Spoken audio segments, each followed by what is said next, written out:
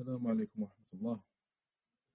الحمد لله رب العالمين والصلاة والسلام على أشرف الأنبياء والمرسلين نبينا محمد وعلى آله وصحبه أجمعين أما بعد.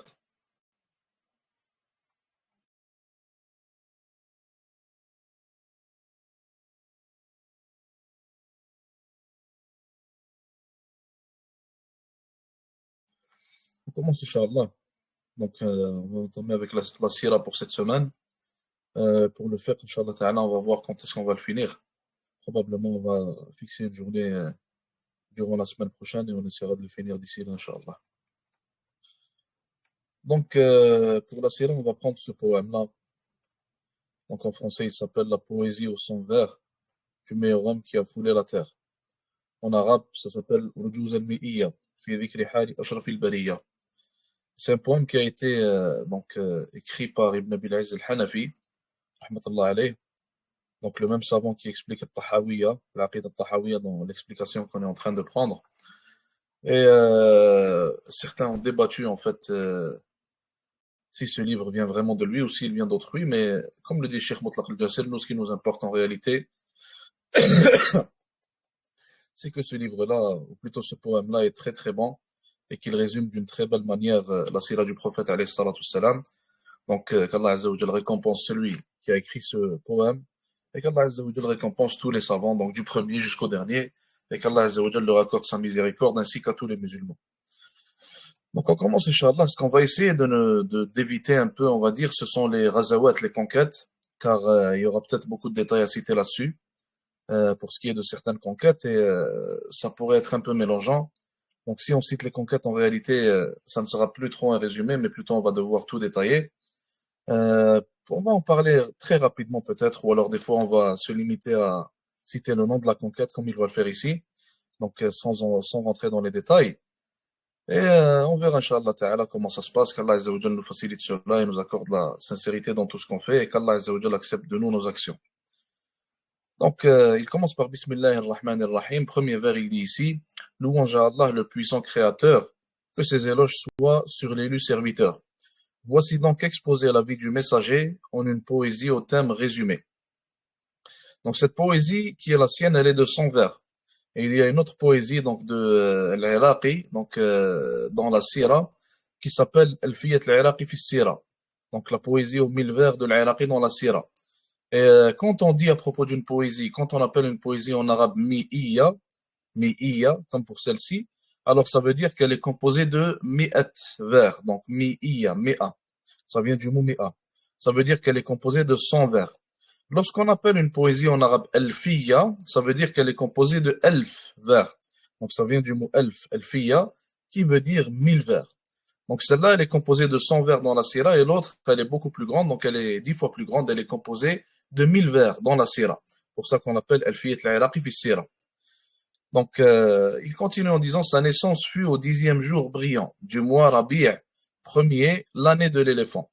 Donc la naissance de Nabi sallallahu alayhi wa sallam fut pendant l'an de l'éléphant. Certains ont dit qu'elle était 1 an avant, certains ont dit qu'elle était 2 ans avant. Donc, mais ce qui est l'avis le plus populaire chez les savants, c'est que c'était pendant l'année de l'éléphant. Et c'était peu après donc l'événement de l'éléphant que vous connaissez tous qui était arrivé. Donc l'armée de Abraha qui était venue pour détruire la Kaaba. Et lorsqu'ils sont venus pour détruire la Kaaba, donc il y a eu certains Arabes qui ont essayé de les combattre, mais qui n'ont pas pu. Certains parmi les tribus arabes présents à ce moment-là. Ils n'ont pas pu, donc ils ont été battus par l'armée d'Abraha.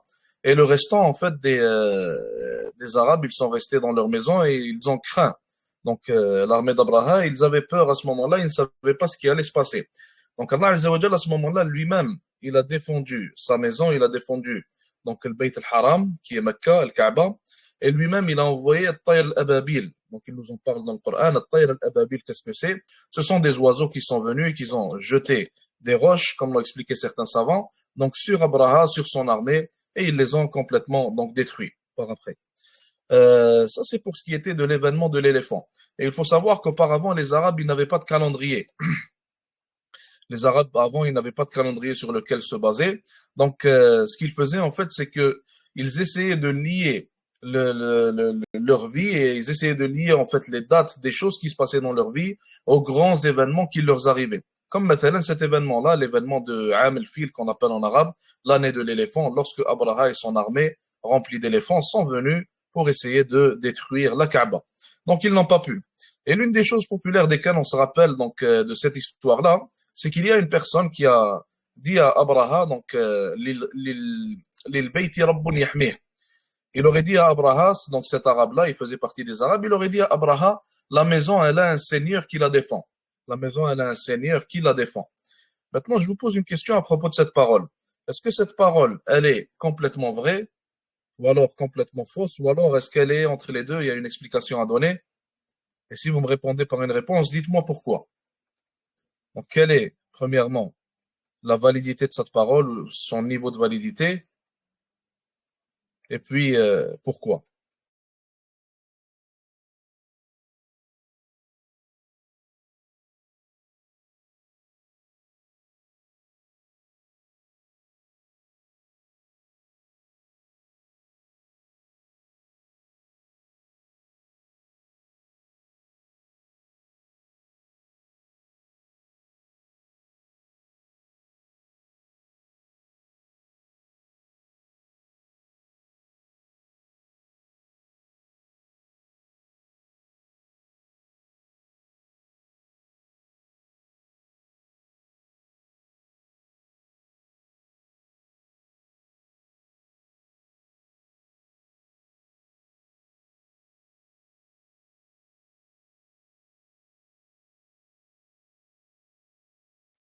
Je vais reformuler la question. Regardez.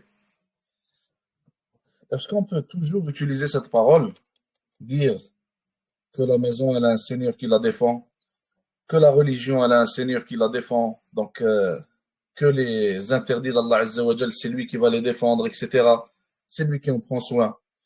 Ou alors est-ce que cette parole-là, elle n'est pas toujours vraie, toujours utilisable, d'après vous? À chaque fois qu'il arrive un truc, مثلا, Nabi sallallahu alayhi wa sallam se fait insulter, on va dire, ah, bon, le prophète alayhi salatu salam est un messager d'Allah Azza wa Jal, excusez-moi, et c'est lui qui va s'occuper de sa défense, c'est lui qui va défendre son honneur. Donc le Coran se fait brûler, on dit, ah, mais le Coran, dans tous les cas, c'est le livre d'Allah Azza wa Jal. Il va s'occuper de ça, Inch'Allah. Donc nous, on n'a rien à faire. Est-ce qu'on peut toujours dire ça, utiliser cette parole? Pourquoi non?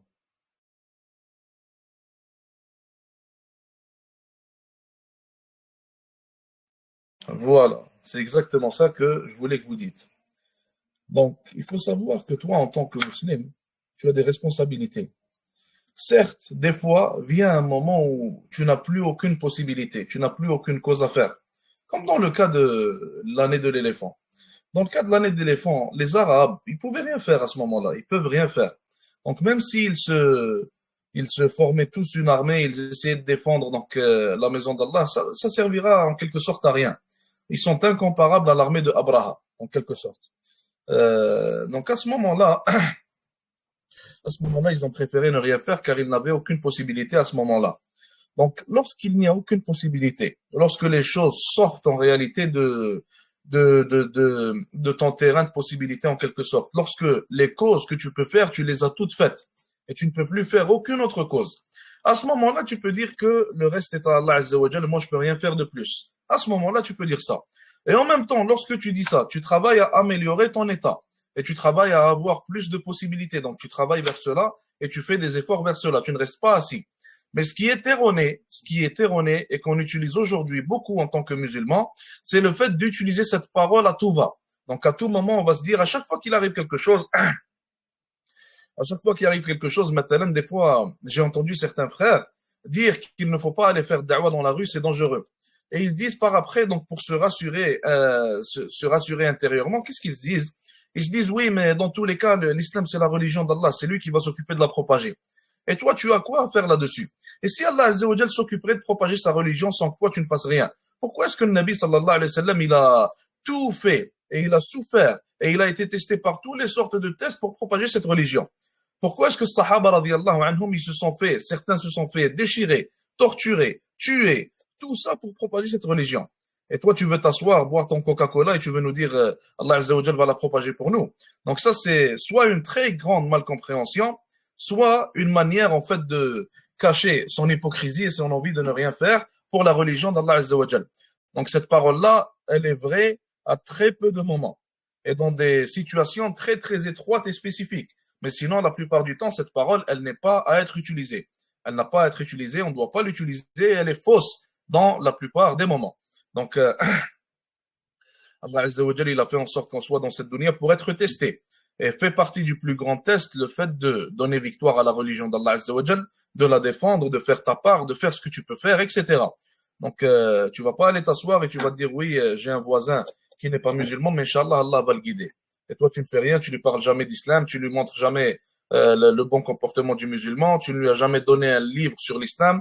Donc, c'est une parole qui est utilisée malheureusement aujourd'hui faussement.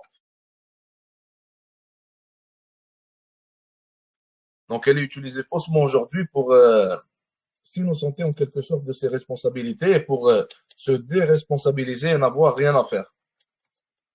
On continue, Inch'Allah. Donc, il dit ici, ou le 12 selon l'avis le plus probant. Donc, il y a aussi une divergence sur la journée elle-même, dans laquelle est né le Nabi sallallahu alayhi wa sallam. Ils ont dit le 10, certains ont dit le 12, certains ont dit autre chose aussi, mais le 12, certains ont dit le 11, wallahu a'lam si je me rappelle bien, mais le 12, c'est la journée donc choisie par la plupart, la grande majorité des savants. Le prophète sallallahu alayhi wa sallam serait né le 12 de Rabi' al-Awwal, le 12 du mois Rabi' al-Awwal, durant l'année de l'éléphant. Et cela un lundi, après l'aube naissant. Et on sait par certitude, Inch'Allah Ta'ala, que le Nabi sallallahu alayhi wa sallam est né un lundi, car lui-même il l'a dit dans un hadith. Le 20 avril de l'an grégorien connu, et avant sa naissance, son père mourut. Donc ici, il a parlé de l'an grégorien, il dit, donc le 20 avril de l'an grégorien. Donc il nous dit en fait c'est quoi le 12 de Rabi' al-Awwal. Selon les années grégoriennes, selon le calendrier grégorien, ça tomberait le 20 avril. Il dit ici, et avant sa naissance, son père mourut. Donc le prophète sallallahu alayhi wa sallam, c'était un orphelin. Il était orphelin alayhi salatu salam, et avant sa naissance, son père était déjà mort. Donc il n'a pas rencontré son père, et il a été dit donc par les savants qu'il était dans le ventre de sa mère lorsque son père mourut. Sallallahu alayhi wa sallam. Après 2 ans, il fut sevré chez sa nourrice, qui l'amena chez lui sans maladie ni vice. Donc l'histoire de nourrice ici, la nourrice qui s'appelle Halima Sa'diya, donc ce qui se passait en fait auparavant, c'est que les Arabes qui vivaient dans les villes comme Mecca, car Mecca, il faut savoir qu'auparavant, elle était vue comme une grande ville. Et ce qu'il y avait à l'extérieur de Mecca était vu comme étant des villages, des petits villages. Donc certaines autres parties de la péninsule arabique étaient aussi des grandes villes, comme Mathalan Medina, etc. Medina qu'on appelait Yathrib auparavant. Donc, et Mecca était vue comme la plus grande des villes dans la péninsule arabique auparavant. Donc, ce qu'ils faisaient en réalité, les habitants de la ville, c'est qu'ils envoyaient leurs enfants, leurs nouveau-nés, avec des nourrices qui venaient les chercher. Et ces nourrices-là, elles venaient de ces petits villages-là, vers les villes, donc principalement vers Mecca, pour prendre des enfants et pour prendre soin d'eux, en échange donc d'une paye que leur accordait la famille de cet enfant-là. Donc, pourquoi est-ce que les Arabes faisaient cela? C'était pour habituer leur enfant donc à la responsabilité et à la dureté qu'il y avait dans les villages. Donc certes, la vie était plus facile dans la ville de Mecca, mathalan. Donc l'une des raisons principales, c'était pour cela. L'habituer à la dureté qu'il y avait à l'extérieur de Mecca, comme l'ont expliqué certains savants, et l'habituer donc à la vie à l'extérieur, donc dans ces villages-là, où vivaient ces gens-là. Donc ça, c'était l'une des raisons principales. Euh, donc, une autre raison qui avait été citée aussi par les savants, c'était que la mère, habituellement, elle voulait être libre donc pour le père, elle voulait se libérer pour le père de l'enfant, pour son mari. Donc, ce qu'elle faisait, c'est que elle donnait cet enfant-là à une nourrice qui prenait soin de lui 1 an, 2 ans, et le retournait par après. Donc, lorsque le Nabi sallallahu alayhi wa sallam était né, lorsque fut le moment en fait d'envoyer les enfants avec les nourrices, il y a des nourrices qui sont venues. Et il y a celle-ci donc qui est citée ici, qui s'appelle Halima Sa'diya, qui était venue elle aussi, et elle était venue sur un âne. Et il est raconté donc dans les livres de Sira que son âne était très très lent. Et son âne, subhanallah, il retardait son groupe, donc le groupe de nourrices qui étaient venus avec elle et qui acheminaient avec elle vers Mecca. Donc à un moment donné, lorsqu'ils sont arrivés, chacune d'entre elles, elle a pu choisir un enfant. Et habituellement, les nourrices, elles visaient donc les enfants qui venaient des familles riches pour avoir une bonne paye de la part des parents. Et par après, donc, quand chacune a pris un enfant, il ne restait que quelques enfants, et parmi eux, il y avait notre prophète Mohammed alayhi salatu salam. Et elle ne voulait pas le prendre, car le Nabi alayhi salatu salam était orphelin, et donc il vivait seulement avec sa mère qui prenait soin de lui à elle seule. Donc elle s'est dit sûrement qu'ils sont pauvres, qu'ils n'ont pas assez d'argent et ne pourront pas me payer donc ce que je désire comme paye. À ce moment-là, en fait, elle ne voulait pas prendre d'enfant, mais à un moment donné, elle s'est dit, je suis venue, j'ai fait tout ce trajet-là, alors je vais prendre quelqu'un avec moi. Et elle a décidé de prendre le prophète Mohammed sallallahu alayhi wa sallam. Et elle-même, elle raconte, donc elle-même, alors qu'elle n'était pas musulmane, elle raconte que lorsqu'elle a pris le Nabi alayhi salatu sallam, son âme, il a gagné en rapidité. Et dès qu'ils sont arrivés chez eux, donc il a tellement gagné en rapidité que même les gens avec elle étaient très surpris. Donc ils se sont dit, ils lui ont dit, est-ce que c'est le même âne que tu avais lors de l'aller, ou alors est-ce que tu as changé? Car lors de l'aller, il était très lent. Et maintenant, il a dépassé donc tous les animaux et toutes les montures. Et lorsqu'elle est revenue chez elle, elle a remarqué, subhanallah, une baraka. Elle a remarqué qu'Allah Azza wa Jal leur a accordé énormément de baraka, que ce soit dans leur argent, donc elle et sa famille, que ce soit dans leur nourriture, que ce soit dans leurs biens, que ce soit dans tout en réalité. Et elle a compris à ce moment-là que cet enfant, il était béni, et que cet enfant-là, ce n'était pas n'importe qui. Donc, elle s'appelait Halima Sa'diya, comme on a dit. Elle l'a pris. Et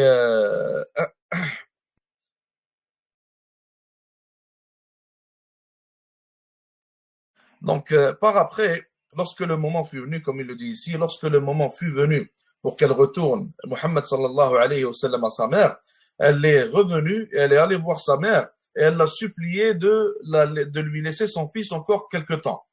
Car elle a vu énormément de bienfaits donc, en cet enfant et elle a eu énormément de baraka grâce à Allah Azza wa Jalla avant tout, puis grâce à sa présence. Ici, il dit, mais elle l'implora alors qu'elle le récupère. Donc elle l'a imploré, elle voulait le garder chez elle. 2 mois après cela, son torse plutôt fut fondu. Selon certains, ce fut à 4 ans révolu. Le prophète sallallahu alayhi wa sallam, il faut savoir que son torse, il a été fondu donc à maintes reprises. Certains savants, ils ont dit que c'est arrivé 2 fois, d'autres, ils ont dit que c'est arrivé 3 fois. Et la première fois, c'est la fois de laquelle il parle ici, donc le vers qu'on a devant nous, le vers numéro 8. Lorsqu'il était chez Halima Sa'diya, il était en train de jouer avec des enfants. À un moment donné, il y a 2 hommes qui sont venus, ils ont pris le prophète alayhi salatu salam et ils ont ouvert son torse. Ils ont retiré son cœur de son torse et ils l'ont lavé avec une certaine, donc avec de l'eau de Zemzem, si je me rappelle bien, wallahu ta'ala alam. Et les autres enfants, donc quand ils ont vu ça, ils ont eu peur. Ils ont commencé à courir, ils se sont enfuis. Ils sont allés voir sa mère, ils ont dit Halaka Muhammad. Donc pas sa mère, mais plutôt Halima Sa'di, excusez-moi. Ils ont dit Halaka Muhammad. Ils ont dit Muhammad, il est mort, Muhammad, il est en train de se faire tuer.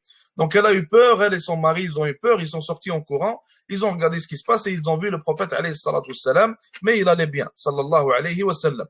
Et ça, c'était la première fois où son torse fut fondu. Et les savants expliquent qu'à ce moment-là, en fait, ce qui s'est passé, avant leur explication, il y a un hadith où le prophète alayhi salatu salam, il dit que donc il a eu une certaine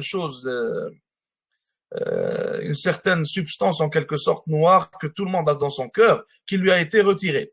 Donc il est le seul à ne pas l'avoir, alayhi salatu salam, elle lui a été retirée, et il a dit que les 2 hommes c'était des anges, et que parmi eux il y avait Jibril, alayhi salam, c'était l'un des 2 anges, venu pour fendre le torse de Nabi, alayhi salatu salam. La deuxième fois, donc avant la deuxième fois, les savants disent que son torse fut fondu pour préparer le Nabi alayhi salatu salam, donc le préparer à recevoir la révélation, le préparer et lui faire savoir en fait qu'il ne va pas être comme tout le monde, le préparer à être la personne digne de confiance que Mecca elle a connue, etc. La deuxième fois, ils disent que son force il fut fondu donc avant qu'il ait reçu la révélation. Avant qu'il ait reçu la révélation alayhi salatu salam à 40 ans, son torse il fut fondu et la même chose lui est arrivée. Et ceux qui citent qu'il y a une troisième fois, donc ils disent que c'était lors de l'ascension, lors du moment où il allait faire l'Isra ou al-Mi'raj, le voyage nocturne de l'Isra ou al-Mi'raj, les anges lui ont refait la même chose, ils ont fondu son cœur, et cette fois c'était pour le préparer à rencontrer Allah subhanahu wa ta'ala. Il continue en disant, donc il a dit ici, selon certains, ça lui est arrivé alors qu'il avait 4 ans, donc la première fois où son torse il fut fondu. Il dit ici, à 6 ans et 1 mois, sa mère décéda au retour d'un voyage à la ville Al-Abwa. Donc, lorsqu'il avait 6 ans, lorsqu'il avait à peu près cet âge-là, il a voyagé avec sa mère, alayhi salatu salam, et ils sont allés à Al-Medina. Car le prophète, alayhi salatu salam, il avait de la famille du côté de son père qui vivait à Medina. Donc Medina à ce moment-là, rappelez-vous qu'elle était appelée Yathrib et non pas El Medina comme aujourd'hui. Et il était avec sa mère, donc elle l'a amené pour visiter sa famille. Et lors du retour, en fait, sa mère, elle est morte. Lors du retour, sa mère, elle fut touchée par une maladie. Et lorsqu'ils étaient dans le chemin vers Mecca, ils sont arrivés à une ville qui s'appelle El-Abwa. À ce moment-là, sa mère, elle n'a pas pu continuer. Et Allah Azza wa Jalla a décrété sa mort à ce moment-là. Et sa mère, donc, sa tombe, elle était encore donc vers ces endroits-là. Comme il a été prouvé dans un hadith, le Nabi alayhi salatu wassalam, il était passé par là, il avait vu la tombe de sa mère. Par après, il nous dit ici, Abdul Muttalib est le père de son père, c'est âgé de 8 ans que Mohammed le père. Donc Abdul Muttalib, qui est son grand-père, c'est lui qui a pris soin de lui après la mort de sa mère. Et c'est lui qui a pris en fait la responsabilité de Mohammed alayhi salatu wassalam, et il le traitait comme son fils. Et d'ailleurs, il est rapporté qu'il le traitait de la meilleure des manières et qu'il l'aimait beaucoup. Sauf que 2 ans après, quand notre prophète alayhi salatu wassalam avait 8 ans, Abdul Muttalib est mort. Et Abdul Muttalib, avant sa mort, il avait dit à Abu Talib, donc Abu Talib qui était le fils de Abdul Muttalib et qui était aussi l'oncle de notre prophète alayhi salatu wassalam. Donc Abdul Muttalib avait ordonné à Abu Talib de prendre soin de Mohammed alayhi salatu wassalam si jamais il lui arrivait quelque chose. Donc après sa mort, celui qui s'est chargé de lui, c'était son oncle, comme il le dit ici, Abu Talib. Il dit, se charge alors de lui son oncle Abu Talib, voyageant avec lui jusqu'au Sham Diatrib, son Diatrib, jusqu'au Sham. La terre de Cham, donc qu'on connaît tous, la terre de Cham aujourd'hui, elle est composée donc de certains pays différents. La terre de Cham, elle est principalement composée de la Palestine, la Syrie, le Liban, la Jordanie. Elle est aussi composée de certaines parties infimes donc de la Turquie. Elle est aussi composée de Sinaï, selon certains savants. Donc Sinaï, donc en Égypte, elle est composée de cette partie-là aussi. Elle en fait partie. Et elle est aussi composée de certaines parties de l'Irak. Et certains savants, en fait, leur description qu'ils donnent de la terre de Cham, c'est exactement la description que donnent les sionistes, le Kafar al-Fajara. C'est la même définition qu'ils donnent donc à leur grand Israël, qu'ils appellent ça. Donc, c'est en accord en réalité. Cham, c'est la terre qu'ils veulent prendre. Donc, le grand Israël qu'ils veulent conquérir en quelque sorte, qu'ils ne conquéreront, Inch'Allah, jamais, qu'Allah Azza wa Jalla les maudisse. Donc, c'est en réalité Cham. Ils veulent prendre toute la terre de Cham. Donc là, ils en ont une partie qui est la Palestine, mais ils ont une partie très, très infime et ils n'arrivent même pas à prendre soin de cette partie-là comme il se doit et ils veulent prendre donc un territoire 20 fois, 30 fois plus grand. Donc c'est ça Hacham, c'est ça les limites de Hacham. Donc son oncle Abu Talib l'a amené avec lui à Cham et ils l'ont amené en Syrie. Donc c'était vers cette partie-là de Cham à ce moment-là. Et ils sont allés en fait en groupe. Et lorsqu'ils sont allés à Cham, donc ils ont fait une rencontre avec celui qu'on appelle Bahira, comme on va le voir ici. Donc il dit ici, et ce alors qu'il était de 12 ans âgé, le récit su de Bahira s'y est passé. Donc Bahira, en fait, c'était un adorateur à Cham. C'était un adorateur parmi les gens du livre. Et c'était quelqu'un qui suivait encore donc la voie de Isa alayhi salam, la voie du tawhid. Et Bahira, en fait, c'était un homme qui était connu pour ne jamais sortir de sa sawma'a. Il ne sortait jamais de l'endroit d'adoration dans lequel il vivait. Mais lorsqu'ils sont venus, il est sorti. Et lorsqu'il est sorti, il n'arrêtait pas de regarder Mohammed sallallahu alayhi wa sallam. Et il n'arrêtait pas de l'analyser et de l'examiner. Par après, il est allé voir donc les gens avec qui il était, dans Abu Talib, et il leur a dit, je vous invite à venir manger avec moi.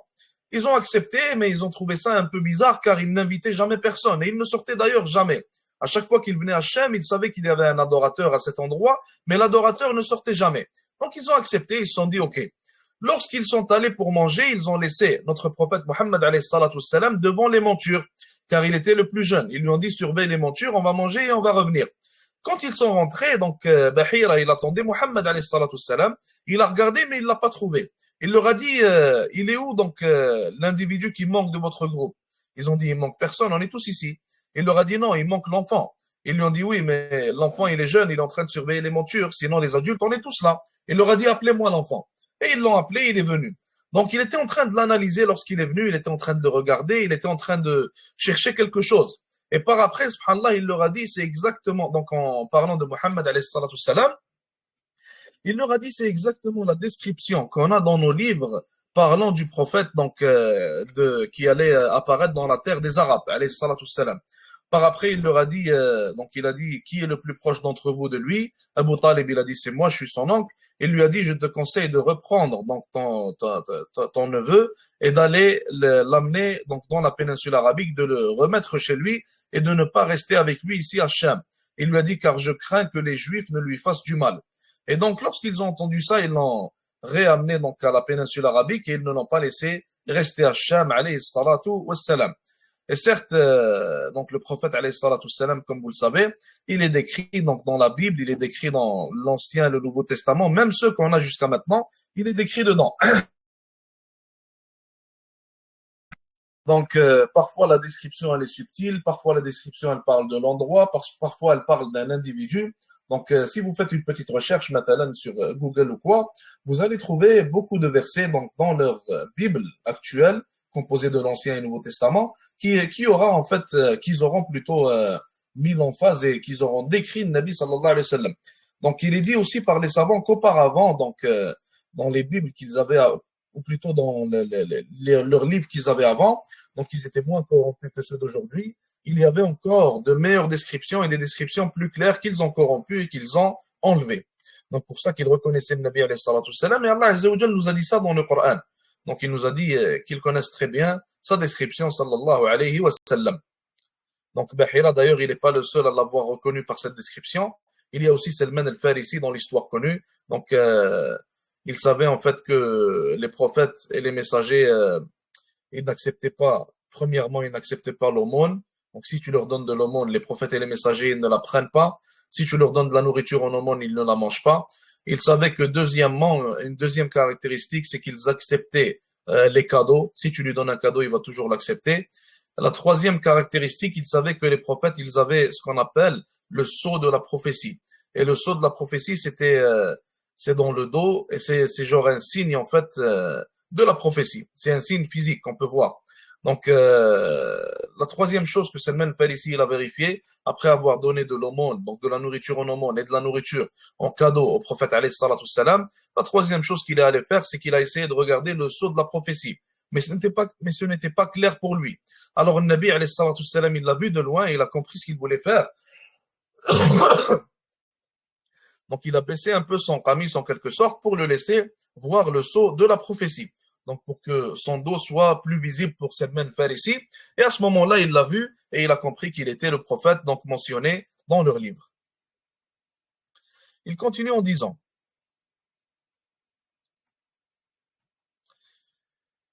puis retourna au Shem, l'élu parmi les gens, dans un deuxième temps, âgé de 25 ans. Donc ça, c'était la première fois qu'il était allé à Shem, et la deuxième fois qu'il était allé à Shem, il était allé en tant que commerçant. Alayhi salatu wassalam. Et c'était à ce moment-là qu'il commerçait pour Khadija radiyallahu ta'ala anha. Et d'ailleurs, une petite parenthèse, donc certaines sœurs, elles aiment bien dire Khadija, elle était commerçante, Khadija, elle était indépendante, Khadija, elle était je ne sais quoi, donc PDG de je ne sais quelle compagnie. Donc tout ça, certainement, ça ne fait aucun sens et c'est complètement contraire à ce qui est récité, ce qui est plutôt raconté dans la sunna. Khadija, radiyallahu anha, elle n'a jamais commercé d'elle-même. Et à chaque fois qu'elle commerçait, elle envoyait donc quelqu'un commercer avec son argent, tandis qu'elle, elle restait chez elle. Donc c'est comme ça qu'elle est devenue riche et c'est comme ça qu'elle faisait. Donc, faut pas essayer de comparer notre mère Khadija radiyallahu anha, qui était pure et qui restait chez elle et qui n'était pas à la vue des hommes, ne se mêlait pas aux hommes, ne se mixait pas aux hommes, avec des soi-disant sœurs aujourd'hui qui vont aller porter des pantalons, qui vont porter des vêtements complètement indécents, qui vont se mêler aux hommes, rire avec les hommes, se mixer avec les hommes, qui vont toujours être dehors, ne vont jamais être chez elles. Et après, ils utilisent comme excuse le fait que Khadija, elle faisait du commerce. Tu veux faire du commerce comme Khadija, radiyallahu anha, il n'y a pas de problème. Mais fais-le comme elle le faisait. Fais-le de la même manière. Suis-la dans tout. Et non pas seulement dans ce que tu aimes. Donc, elle le faisait quand elle était chez elle et elle envoyait des hommes pour le faire, car elle savait très bien que c'était la tâche des hommes et qu'elle ne pouvait pas sortir et se mêler aux hommes. Tu veux faire la même chose, il n'y a pas de problème. Mais tu veux faire complètement le contraire de ce qu'elle faisait et après tu l'utilises comme excuse, alors ça, certainement, ce n'est pas accepté. Donc, il est allé pour le commerce de Khadija, notre mère, radiyallahu ta'ala anha, et vous connaissez l'amour qu'avait le prophète, alayhi salatu salam, pour Khadija, sauf qu'à ce moment-là, elle n'était pas encore mariée à lui. Il dit ici, il en revint ainsi, florissant et prospère. Donc, Khadija, radiyallahu anha, lorsqu'il est allé commercer pour elle, elle a envoyé certains de ses esclaves avec lui. Donc, l'un de ses esclaves qui était allé avec lui lorsqu'il est revenu, il était étonné du comportement de Nabi sallallahu alayhi wa sallam et il était étonné donc de la baraka qu'Allah azza wa jalla a mis dans son commerce. Il est revenu et il a raconté tout ça à Khadija, qui elle aussi, elle a été surprise et étonnée. Par après, elle a voulu le marier, donc elle était intéressée par marier le prophète alayhi salatu salam, et après ils se sont mariés, donc il dit ici, c'est cette même année que l'élu l'épousa, et le heureux mariage alors il consomma. Donc c'est là que le prophète sallallahu alayhi wa sallam, dans cette même année-là, qu'il a marié Khadija radiyallahu ta'ala anha. Il est dit qu'il l'a mariée lorsqu'il avait 25 ans. Donc, alayhi salatu salam, il avait lui à ce moment-là 25 ans. Et il est dit dans certaines narrations donc, qui sont faibles qu'elle avait 40 ans. Mais ces narrations-là, comme on a dit, elles sont faibles, elles ne sont pas authentiques. Donc, il y a d'autres narrations qui disent qu'elle avait à ce moment-là 28 ans et non pas 40 ans. De cette union, tous ses enfants, sauf Ibrahim, naquirent. Le premier se nommait Al-Qasim. Donc tous les enfants de Nabi alayhi salatu salam, sauf Ibrahim, venaient de Khadija radiallahu anha. Et Ibrahim venait de Maria la Copte. Donc le premier enfant qu'il a eu avec Khadija radiallahu anha, c'était Al-Qasim. Par après, il a eu Zainab, il a eu Ruqayya, il a eu Fatima. Après, il a eu Kulthum. Et le prophète alayhi salatu salam, il avait 4 filles. Et il avait 3 enfants. Et 2 des enfants, comme on a dit, venaient de Khadija, donc Al-Qasim, ainsi que Abdullah. Et Abdullah, il était nommé aussi Al-Tahir et Al-Tayyib, donc le pur et le bon. Et il était nommé Al-Tahir et Al-Tayyib car il était né après l'islam. Il est né de Khadija radiallahu anha, mais après l'islam, après que la révélation soit révélée à Muhammad alayhi salatu salam, pour ça qu'on l'appelait le pur et le bon. Certains savants, ils ont dit que le pur et le bon, ce sont 2 autres enfants qu'il avait, alayhi salatu salam, mais Allah Ta'ala a'lam, l'avis correct selon les savants, c'est que c'était seulement des prénoms pour Abdullah. Donc c'est ça qu'il dit ici. Il dit selon certains, chaque nom désigne un enfant, donc c'est ça la divergence. Mais comme on a dit, Inch'Allah Ta'ala, ça ne désigne qu'un seul enfant. Ils ont tous goûté à la mort de son vivant, sauf Fatima, elle, après lui, d'un demi-an. Donc, ils ont tous goûté à la mort de son vivant. Tous les enfants de Nabi alayhi salatu salam sont morts lorsqu'il était vivant. Et d'ailleurs, imaginez-vous ça. Imaginez-vous ça, subhanallah al-azim. Imaginez-vous la difficulté. Donc, lorsque tous les enfants d'une personne meurent lors de son vivant. Imagine-toi si tu as un enfant, que tu l'aimes, que tu le chéris, et que cet enfant-là, à un moment donné, il meurt. Même s'il t'en reste 5, ça va quand même te toucher, ça va grandement te toucher. Imagine-toi si 2 de tes enfants, ils meurent, 3 de tes enfants, ils meurent. Imagine-toi si 8 de tes enfants, ils meurent lorsque tu es vivant. Et imagine-toi, subhanallah, qu'en plus de cela, ta femme que tu aimais tant, elle meurt. Khadija radiallahu anha. Et ton oncle qui te protégeait, il meurt. Donc si on regarde juste, subhanallah, la manière dont le prophète, alayhi salatu salam, il a été testé par la mort de ses proches, on voit déjà qu'il a été testé d'une manière grandiose et que l'un d'entre nous, certainement, ne pourrait possiblement pas faire face à un tel test. Et ça, c'est seulement l'une des parties, donc l'une des manières par lesquelles Allah Azza wa Jalla l'a testé. Alors imaginons-nous si on commence à voir la manière dont Allah Azza wa Jalla l'a testé par la révélation, par sa propagation, par la pauvreté dans laquelle il a vécu, alayhi salatu salam. Donc, le Nabi sallallahu alayhi wa sallam, en réalité, comme les savants le disent, il a été testé comme nulle autre personne n'a été testée. Alayhi salatu wassalam. Pour ça qu'en réalité, on lui doit grandement, sallallahu alayhi wa sallam. Et la première chose qu'on lui doit, c'est l'amour qu'on doit avoir envers lui. Donc, l'amour qu'on doit avoir envers lui, alayhi salatu wassalam, car il a tout fait pour la religion d'Allah azza wa jal, pour sa propagation, et en quelque sorte, il a aussi tout fait pour que nous soyons musulmans. Et nous sommes le fruit de ses efforts. Donc, certainement, nous sommes le fruit de la guidée d'Allah azza wa jal avant tout, puis de ses efforts, sallallahu alayhi wa sallam. Ils nous disent ici, ou plutôt il nous dit, rahmatullahi alayhi, sauf Fatima, elle après lui d'un demi-an. Donc Fatima, c'est la seule qui est morte après lui et elle est morte après lui de 6 mois. Qu'est-ce qu'on peut tirer du fait que Fatima est morte après le Nabi sallallahu alayhi wa sallam de 6 mois? Il y a une histoire derrière ça, pour ceux qui connaissent l'histoire. Fatima radiallahu anha et l'histoire de sa mort. Qu'est-ce qu'on peut en tirer?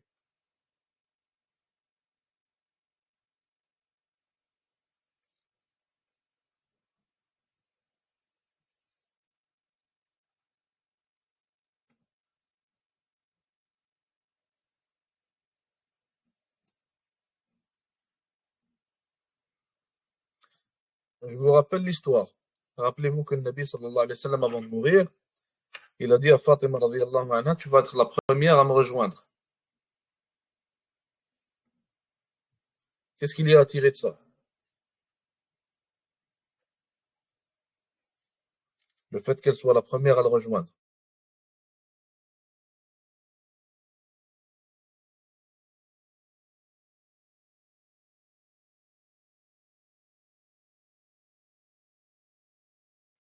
Voilà, c'est tout simplement une prophétie, donc une autre prophétie parmi celles de Nabi alayhi salatu salam, parmi les centaines qu'il a donc, mentionnées alayhi salatu salam.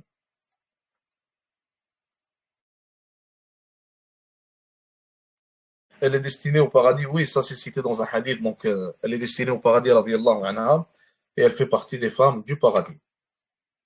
Elle fait partie d'ailleurs des meilleures femmes aussi. Euh, des meilleures femmes ayant marché sur terre, c'est ça que je voulais vous dire. Donc, parmi les meilleures femmes, comme vous le savez, il y a un hadith qui cite Maryam, alayhi salam, Asia, alayhi salam, et puis Khadija, radiyallahu anha. Dans un autre hadith, le prophète alayhi salatu salam a fait les éloges de Aïcha. Et dans un autre hadith, le prophète sallallahu alayhi wa sallam a fait aussi les éloges de Fatima. Sauf que Fatima, elle a eu accès à cette place-là, elle a eu accès donc à ce degré-là, non pas car elle venait de la famille du prophète alayhi salatu salam, mais dû à ses actions avant tout. Donc, Nabi sallallahu alayhi wa sallam, dans le hadith connu, il a dit: Ô Fatima, œuvre, car je ne peux rien pour toi devant Allah azza wa jal. Dans un autre hadith, donc il aurait dit sallallahu alayhi wa sallam que son lien de parenté avec elle ne va lui servir à rien. Donc, c'est pas le lien de parenté qui sauve, sinon le lien de parenté, il aurait sauvé Abu Talib. Et avant ça, il aurait sauvé Abu Jahl, donc, qui était l'oncle de Nabi alayhi salatu salam. Donc, s'il aurait pu sauver quelqu'un, il aurait sauvé ces gens-là, mais malgré ça, ces gens-là sont destinés à l'enfer. Donc, ce n'est pas le lien de parenté qui sauve ou qui sert à quelque chose ou qui peut te rentrer au paradis, mais plutôt tes actions et les efforts que tu fais. On continue, Inch'Allah, il dit ici, âgé de 35 ans, il fut convié à la reconstruction de la Kaaba ruinée. Ils le prirent en juge et son acte agréèrent pour décider de qui devait placer la pierre. Donc, ça, en fait, c'était une histoire qui était arrivée à ce moment-là. La Kaaba, elle a été détruite. Donc, ils ont voulu, ou plutôt, ils ont voulu reconstruire la Kaaba. Non pas, elle n'était pas détruite, excusez-moi, ils ont voulu reconstruire la Kaaba à ce moment-là. Et ce qu'il faut savoir, c'est que la Kaaba qu'on a aujourd'hui n'est pas similaire à la Kaaba qu'il y avait auparavant à ce temps-là. Donc la Kaaba qu'il y avait auparavant, elle était plus grande et elle était un rectangle en réalité, ce n'était pas un carré. Aujourd'hui, la Kaaba, elle est un carré. Et c'est dû à cette histoire-là.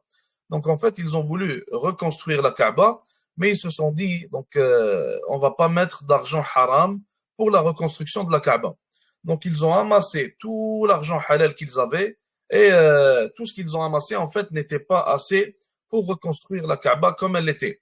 Donc ils se sont dit, c'est pas grave, on va reconstruire ce qu'on peut, donc c'est mieux que rien. Et ils ont reconstruit la Kaaba comme on l'a aujourd'hui, donc ils n'ont pas pu compléter toute la Kaaba et compléter le rectangle, mais ils ont pu faire le carré qu'on a aujourd'hui. Donc pour ça que la Kaaba aujourd'hui, ce n'est qu'un carré. À ce moment-là, en fait, ils ont eu un problème. Quel était ce problème-là? Donc le problème, c'est qui devait placer la pierre noire. Donc qui allait placer cette pierre noire-là? En fait, en réalité, c'était ça la question qui leur venait. Qui allait placer cette pierre noire-là? Et ils se sont disputés pour ça. Donc, chacune des tribus auparavant, comme vous le savez, chacune des tribus voulait être la meilleure. Donc, ils se sont disputés. Chaque tribu disait, c'est moi qui va la mettre, c'est moi qui va la mettre. Et à un moment donné, ils se sont dit, OK, on va prendre le premier qui va rentrer à la Mecca, plutôt à Mecca pour juge. Et le premier qui est rentré, donc à Mecca à ce moment-là, c'est Mohammed sallallahu alayhi wa sallam. Lorsqu'ils l'ont vu, ils étaient contents, car ils lui faisaient confiance, donc ils ont toujours eu confiance en Nabi sallallahu alayhi wa sallam, et ils savaient à quel point c'était un homme noble et bon, donc ils étaient heureux. Ils lui ont dit, qui est-ce qui peut mettre la pierre, ou qui est-ce qui devrait mettre la pierre d'après toi? Donc ils lui ont dit, sois un juge entre nous et décide de qui pourrait mettre la pierre. Il leur a dit, j'ai une idée pour vous. Il leur a dit, on va prendre la pierre, on va la mettre dans un tissu. Et il leur a dit, chacun d'entre vous va envoyer un homme de sa tribu pour la représenter, et ils vont tous tenir le tissu. Et après, quand on va y arriver, donc je vais mettre la pierre et je vais la rentrer à sa place. Donc ils étaient heureux à ce moment-là, car chacun d'entre eux pouvait dire que c'est moi qui ai mis la pierre, car en réalité, ils ont tous porté cette pierre-là. Alors ils ont fait ça, ils l'ont mis dans un tissu, ils l'ont tous porté, et après, donc ils ont mis la pierre à sa place. Donc il a jugé entre eux, sallallahu alayhi wa sallam, à ce moment-là. Et d'ailleurs, ça c'est l'une des preuves contre eux, contre ceux qui n'ont pas cru en le message de Muhammad alayhi salatu salam. Allah Azza wa Jalla a fait en sorte qu'il était quelqu'un de pieux, quelqu'un de droit et quelqu'un d'aimé parmi eux. Donc, et il a fait en sorte qu'il était quelqu'un à qui tout le monde faisait confiance. Comme ça, leur vient avec le message, avec la prophétie, ils n'ont d'autre choix que de lui faire confiance, car ils savent qu'il ne ment pas. Donc ça, c'était en réalité quelques preuves qui ont été établies pour ou contre eux, dépendamment de leur réponse par après, donc avant que la prophétie ne soit reçue. Il dit ici au mois de Ramadan ou de Rabi' premier, ou plutôt à ses 40 ans, il reçut la prophétie, devenant messager lors d'un lundi béni. Au mois de Ramadan ou de Rabi' premier, la sourate Iqra fut révélée en premier. Donc il y a divergence ici sur le mois, et la sourate Iqra, c'est ce qui a été révélé en premier au prophète alayhi salatu salam. Iqra bismi rabbika alladhi khalaq. Donc ça c'est la première sourate qui lui a été révélée sallallahu alayhi wa sallam. Et après cette sourate, il est devenu prophète. Donc selon l'explication qu'on a citée dans le cours d'Aqidah, si vous vous en rappelez, Inch'Allah. Après, il dit ici, puis les ablutions et la prière furent enseignées. Donc, Jibril alayhi salam lui a enseigné à faire les ablutions, à faire la prière. Sauf que la prière à ce moment-là, ce n'était pas la prière qu'on connaît aujourd'hui. Ce n'était pas 5 prières, mais plutôt 2 unités seulement. 2 unités le matin, 2 unités le soir. Donc 2 rak'at le soir, 2 rak'at pour le matin, tout simplement. C'était ça la prière qu'il faisait avant qu'Allah Azza wa Jal ne nous révèle la prière, donc comme on la connaît aujourd'hui. Après 20 jours complets de son envoi béni, on lapida par des bolides les génies. Les génies, donc ici, il parle des djinns, et les djinns, auparavant, il faut savoir qu'ils montaient au ciel, et qu'ils essayaient d'entendre les conversations qu'il y avait entre les malaïkas, entre les anges, pour savoir ce qui était en train de se passer dans le ciel. Donc, après la révélation qui a été envoyée à Muhammad, les choses ont changé. Et Allah Azza wa Jalla a décidé donc de leur envoyer, donc, comme il l'appelle ici, des bolides, pour les lapider avec. Donc, les bolides, ici, on les appelle en arabe shuhub, et ça serait plus, on pourrait dire que c'est les étoiles filantes, comme le disent certains, donc qu'on voit aujourd'hui. Lorsque tu vois une étoile aller à cette vitesse-là, alors tu comprends que c'est ce qu'Allah Azza wa Jalla envoie contre eux, comme il est cité dans le Coran d'ailleurs. Il continue en disant, et à la 4e année de sa mission, il annonça tout haut aux gens sa transmission. Donc à la 4e année, il a eu l'ordre d'annoncer haut et fort donc le message. Au début, le message, il a eu l'ordre de l'annoncer aux gens proches de sa famille, donc aux gens proches de lui, etc. Par après, à la 4e année, Allah Azza wa Jalla a ordonné au prophète alayhi salatu wassalam, de transmettre le message à tous et d'en faire une da'wa publique. 4 femmes, 12 hommes s'étant convertis, ont émigré et de la Mecque sont partis vers l'empire éthiopien, à l'an 5 de l'islam, avant de revenir puis retourner sans blâme. Donc ça, c'est la première hijra vers Al-Habasha. Al-Habasha qui est l'empire éthiopien. Et l'empire éthiopien, à sa tête, il y avait le roi Al-Najashi à ce moment-là. Al-Najashi. Le prophète sallallahu alayhi wa sallam a permis à ces gens-là d'aller faire la hijra vers Al-Habasha et il leur a dit qu'il y a là-bas un roi qui n'opprime pas les gens. Et Al-Habasha, donc les Éthiopiens à ce moment-là, c'était des chrétiens. Et lorsque ces gens-là sont allés, lorsque les nouveaux convertis à l'islam sont allés, et il y avait parmi eux Uthman ibn Affan radiyallahu anhu, lorsqu'ils ont émigré à Al-Habasha, il y a certains hommes de Quraysh qui les ont suivis et qui sont allés voir Al-Najashi et qui lui ont demandé de leur rendre plutôt ces gens-là. Ils leur ont dit, donc aux Éthiopiens, ils leur ont dit, ces gens-là ont fait des problèmes à Mecca, ils ont divisé entre les familles, ils sont venus avec une chose qu'on ne connaît pas, ils appellent à un appel, vers un appel qu'on ne connaît pas, vers une nouvelle religion. Donc, ils lui ont dit, rends-nous ces gens-là. Il a appelé ces gens-là et il les a questionnés. Il leur a dit, quelle est votre religion? Quoi est-ce que vous croyez? Ils lui ont expliqué leurs croyances, ils ont expliqué ce qu'est l'islam, ils lui ont expliqué le statut de Isa en islam, ils lui ont même récité quelques parties de Surat Maryam, alayhi salatu wassalam. Et par après, donc, Al-Najashi, dans l'histoire que vous connaissez, il a dit que la différence entre nous et vous, elle est très fine. Et d'ailleurs, Al-Najashi, il a fini par devenir musulman par après, quelques années après. Et le prophète, sallallahu alayhi wa sallam, lui-même a prié sur lui. Donc, salat al-ghaib, la prière, donc, la prière de celui qui n'est pas présent, en quelque sorte, on va l'appeler comme ça, car Najashi, il n'y avait personne pour prier sur lui à ce moment-là, alors qu'il était musulman, il n'y avait personne à ses côtés, en quelque sorte. Donc, le Nabi sallallahu alayhi wa sallam a prié sur lui. À ce que je sache, wallah alam, il n'y avait personne pour prier sur lui à ce moment-là. Bref, Donc, Nabi sallallahu alayhi wa sallam leur a dit d'aller vers cet empire-là. Et après, Najashi, donc, il les a protégés, il les a bien traités. Et il a dit aux Qurayshites qui sont venus les suivre, il leur a dit, je ne vais jamais vous les redonner. Donc, repartez chez vous, vous allez jamais avoir ces gens-là. À un moment donné, le prophète sallallahu alayhi wa sallam, il était devant la Kaaba. Il était en train de prier. Et il a récité en fait quelques versets. Et, il a récité un verset qui a touché même les kuffars de Quraysh qui étaient en train de l'écouter. Le prophète alayhi salatu salam, il a récité Fasjud li rabbika waqtarib. Donc, donc prosterne-toi vers ton Seigneur et rapproche-toi de lui. Et lorsqu'il a récité ce verset-là, même les kuffars de Quraysh, ils se sont prosternés à Allah Azza wa Jal. Et certains pleuraient, etc. Donc il y a eu de l'émotion en quelque sorte. Lorsque les gens qui ont émigré vers le Habasha, donc ces musulmans-là nouvellement convertis, lorsqu'ils ont entendu ça, ils ont compris donc faussement que les Qurayshites sont devenus musulmans. Et ils étaient heureux. Wasjud waqtarib, barakallahu fik. Wasjud waqtarib. C'est ça, barakallahu fik. C'est mon erreur. Donc le verset, je l'ai dit. Si tu peux me réciter tout le verset, akhi, pour que je le récite parce que j'ai l'impression que je l'ai récité mal.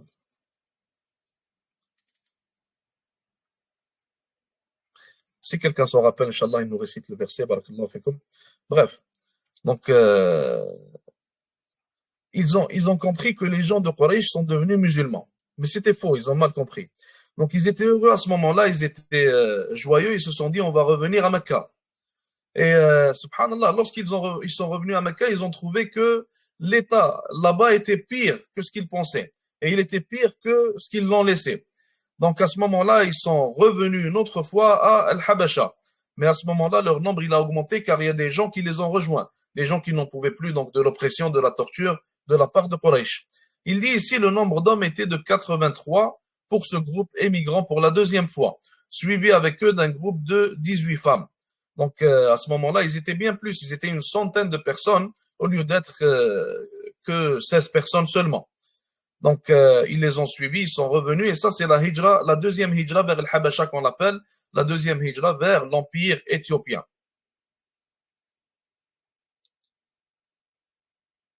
C'est ça le verset. Donc je m'étais trompé sur le verset. Il nous dit ici, en l'an 6, Hamza le lion embrassa l'islam. Et Hamza, c'est l'oncle du prophète sallallahu alayhi wa sallam, il est devenu musulman. Et ça, c'était en fait une chose très importante qui était arrivée, car Hamza, radiyallahu anhu, c'était l'une des personnes les plus respectées et les plus fortes en quelque sorte, que ce soit en combat, en bataille, parmi les Qurayshites à ce moment-là. Et Hamza, radiyallahu anhu, il est devenu musulman à un moment donné, mais il avait cité qu'il était musulman avant de le devenir. Donc à un moment donné, il a entendu que il a entendu qu'Abu Jahl parlait en mal du prophète sallallahu alayhi wa sallam. Il est allé le voir et il lui a dit, est-ce que tu parles en mal de lui? Il lui a répondu oui. Et il lui a dit, comment oses-tu parler en mal de lui alors que je suis sur sa religion? Et quand il a dit ça, donc les kuffars de Quraysh, ils étaient surpris car ils ne pensaient pas que Hamza était sur la religion de Nabi alayhi salatu salam. Mais lui, en réalité, à ce moment-là, il ne l'était pas. Donc il l'a dit simplement par en quelque sorte tribalisme, comme vous le savez auparavant, comme on l'a déjà expliqué. Donc les tribus à Mecca vivaient d'une manière très tribale. Donc si quelqu'un touchait maintenant une personne de leur tribu, même si la personne de la tribu, dans quelques cas, même si c'était un oppresseur, même s'il a fait quelque chose de mal, ils vont tous venir pour le défendre. Même s'ils ne le connaissent pas, même s'ils ne l'ont vu que quelques fois dans leur vie, tant qu'il fait partie de leur tribu, ils vont être pris en quelque sorte par ce tribalisme et par ces émotions, et ils vont aller le défendre coûte que coûte, même s'ils ne sont pas sur la même religion, ne sont pas sur la même idéologie, ne voient pas les choses de la même manière, ils vont quand même aller le défendre. Et c'est exactement ce qui s'est passé ici. Donc Hamza radiallahu anhu, lorsqu'il a entendu ça, il a été pris par ce tribalisme, cet esprit tribal, et il est allé leur dire qu'il était sur sa religion. Comme ça, personne ne le touche. Et après 9 ans du début du message, son oncle Abu Talib mourut. Abu Talib, son oncle, les parrains sages. Abu Talib, donc, il est mort après avoir défendu le Nabi sallallahu alayhi wa sallam, après avoir pris soin de lui, après avoir celui qui a défendu l'islam, alors qu'il n'était même pas musulman à ce moment-là. Donc, certes, Abu Talib, il est mort et il n'est pas mort en tant que musulman. Et le prophète, alayhi salatu wassalam, il est allé le voir lorsqu'il était en train de mourir et il lui disait, dis une seule phrase avec laquelle je pourrais intercéder auprès d'Allah pour toi. Et cette phrase, c'était la ilaha illallah, mais il n'a pas voulu la dire. Et malgré ça, il faut savoir qu'Abu Talib, il a écrit un poème. Hein. Donc, il l'a écrit lorsqu'ils étaient muhasarin, lorsqu'il y avait l'embargo contre le Nabi sallallahu alayhi wa sallam et contre ces deux tribus. Donc, Abu Talib était avec eux lors de cet embargo de 3 ans. Donc, je pense qu'il ne l'a pas cité ici dans ce livre-là. Certes, le livre, il est résumé, il y a des choses qu'il ne cite pas. Donc, lors de l'embargo, en fait, Abu Talib, il a écrit un poème. Et ce poème-là, il a fait les éloges dedans de la religion de Nabi sallallahu alayhi wa sallam. Et il a dit que c'est la meilleure des religions et qu'il n'y a pas mieux. Et il a dit que, en fait, ce qui l'a poussé à ne pas y croire, c'est la crainte qu'ils nous disent de lui qu'il ait changé la religion de ses grands-parents ou alors l'image, en fait, le fait que les gens vont dire des choses sur lui, ça va toucher à son statut, etc. Donc, c'est ça qui a fait en sorte qu'il n'ait pas accepté la religion d'Allah Azza wa Jal. Et ça, c'est très, très, très dangereux. Et ça, d'ailleurs, ça nous explique pourquoi est-ce que les prophètes, alayhi salatu salam, habituellement, lorsqu'ils font leur da'wah, ceux qui les rejoignent directement, ce sont les pauvres et ceux qui n'ont pas de statut, car il n'y a rien qui le retient. Mais celui qui a un statut, celui qui est riche, celui qui est un leader, celui qui est une tête, à la tête d'une tribu, d'un pays ou quoi que ce soit, habituellement, tout ceci va le retenir. Ou alors, même celui qui a des suiveurs, même s'il est sur le faux, sur une fausse religion, ça va le retenir de rejoindre ta religion, même si lui, il sait que c'est la vérité. Même s'il sait très bien que l'islam est vrai et qu'il a toutes les preuves devant lui. Donc ça, c'est très, très dangereux. Il faut y faire attention. Donc, il ne faut pas que notre cœur soit attaché à la dunya. Car le moment où ton cœur s'attache à la dunya, alors tu n'es plus en sécurité en quelque sorte. Et cette dunya-là, elle pourrait faire en sorte que tu perdes ta religion. Ou alors tu perdes ta akhira et tu finis éternellement en enfer, tout comme il s'est passé pour Abu Talib. Mais malgré cela, Allah Azza wa Jalla a fait en sorte qu'Abu Talib, son châtiment soit le moins pire. Donc c'est le châtiment le moins pire des gens de l'enfer. Et ce châtiment-là qui est le moins pire, il a été décrit dans un hadith de Nabi sallallahu alayhi wa sallam. Donc il a dit qu'il aura en quelque sorte du feu en bas de lui, donc du feu qui est en train de bouillir en bas de ses pieds. Et tellement ce feu-là, il va être énorme, ça va faire bouillir son cerveau. Qu'Allah Azza wa Jalla nous en préserve, ainsi que tous les musulmans. Et rappelez-vous que ça, c'est le châtiment le moins pire des gens de l'enfer. Subhanallah al-Azim. Si on n'aurait pas entendu que c'est le moins pire, alors on aurait pensé probablement que c'est le pire. Mais ça ne l'est pas, c'est le moins pire. Alors imaginons-nous, subhanallah, c'est quoi les autres châtiments qu'il y aura pour les autres personnes qui vont aller en enfer. Qu'Allah Azza wa Jalla nous en préserve, ainsi que tous les musulmans. Donc, Abu Talib, parmi les sagesses que les savants citent d'ailleurs, pourquoi est-ce qu'Abu Talib n'est pas devenu musulman? Pourquoi est-ce qu'il n'a pas accepté l'islam? L'une des sagesses que les savants citent, c'est que s'il aurait accepté l'islam, alors il n'aurait pas pu défendre le Nabi sallallahu alayhi wa sallam. Car la seule raison qui lui a permis de le défendre, c'était son statut auprès de Quraysh et le fait qu'il le respectait. Mais s'il serait devenu musulman, alors il n'aurait plus ce statut, il n'aurait plus ce respect et il n'aurait pas pu défendre donc le Nabi sallallahu alayhi wa sallam. Donc, après lui, la mort de Khadija l'accabla. 3 jours après, son oncle survint son trépas. Donc, 3 jours après, subhanallah, Khadija, radiyallahu anha, elle aussi, elle est morte. Radiyallahu ta'ala anha. Donc, et d'ailleurs, cette année-là, on l'appelle Am al-Huzn en arabe. Donc, ce n'est pas cité ni dans le Coran, ni dans la Sunna, mais certains parmi Ahl Siyar, donc parmi les savants de la Sira, ils appellent cette année-là Am al-Huzn, donc l'année de la tristesse. Lorsqu'Abu Talib ainsi que Khadija radiyallahu anha, les deux sont morts. Donc celui qui défendait le Nabi sallallahu alayhi wa sallam à l'extérieur publiquement est mort, et celle qui le soutenait intérieurement, donc de chez elle, celle qui le soutenait, qui était toujours avec lui, elle est aussi morte, radiyallahu anha. Pour ça que cette année-là, elle est appelée Am al-Huzn. Il dit ici, et à ses 50 ans, écart se convertissent les djinns de Nasiban, et leur peuple l'avertirent.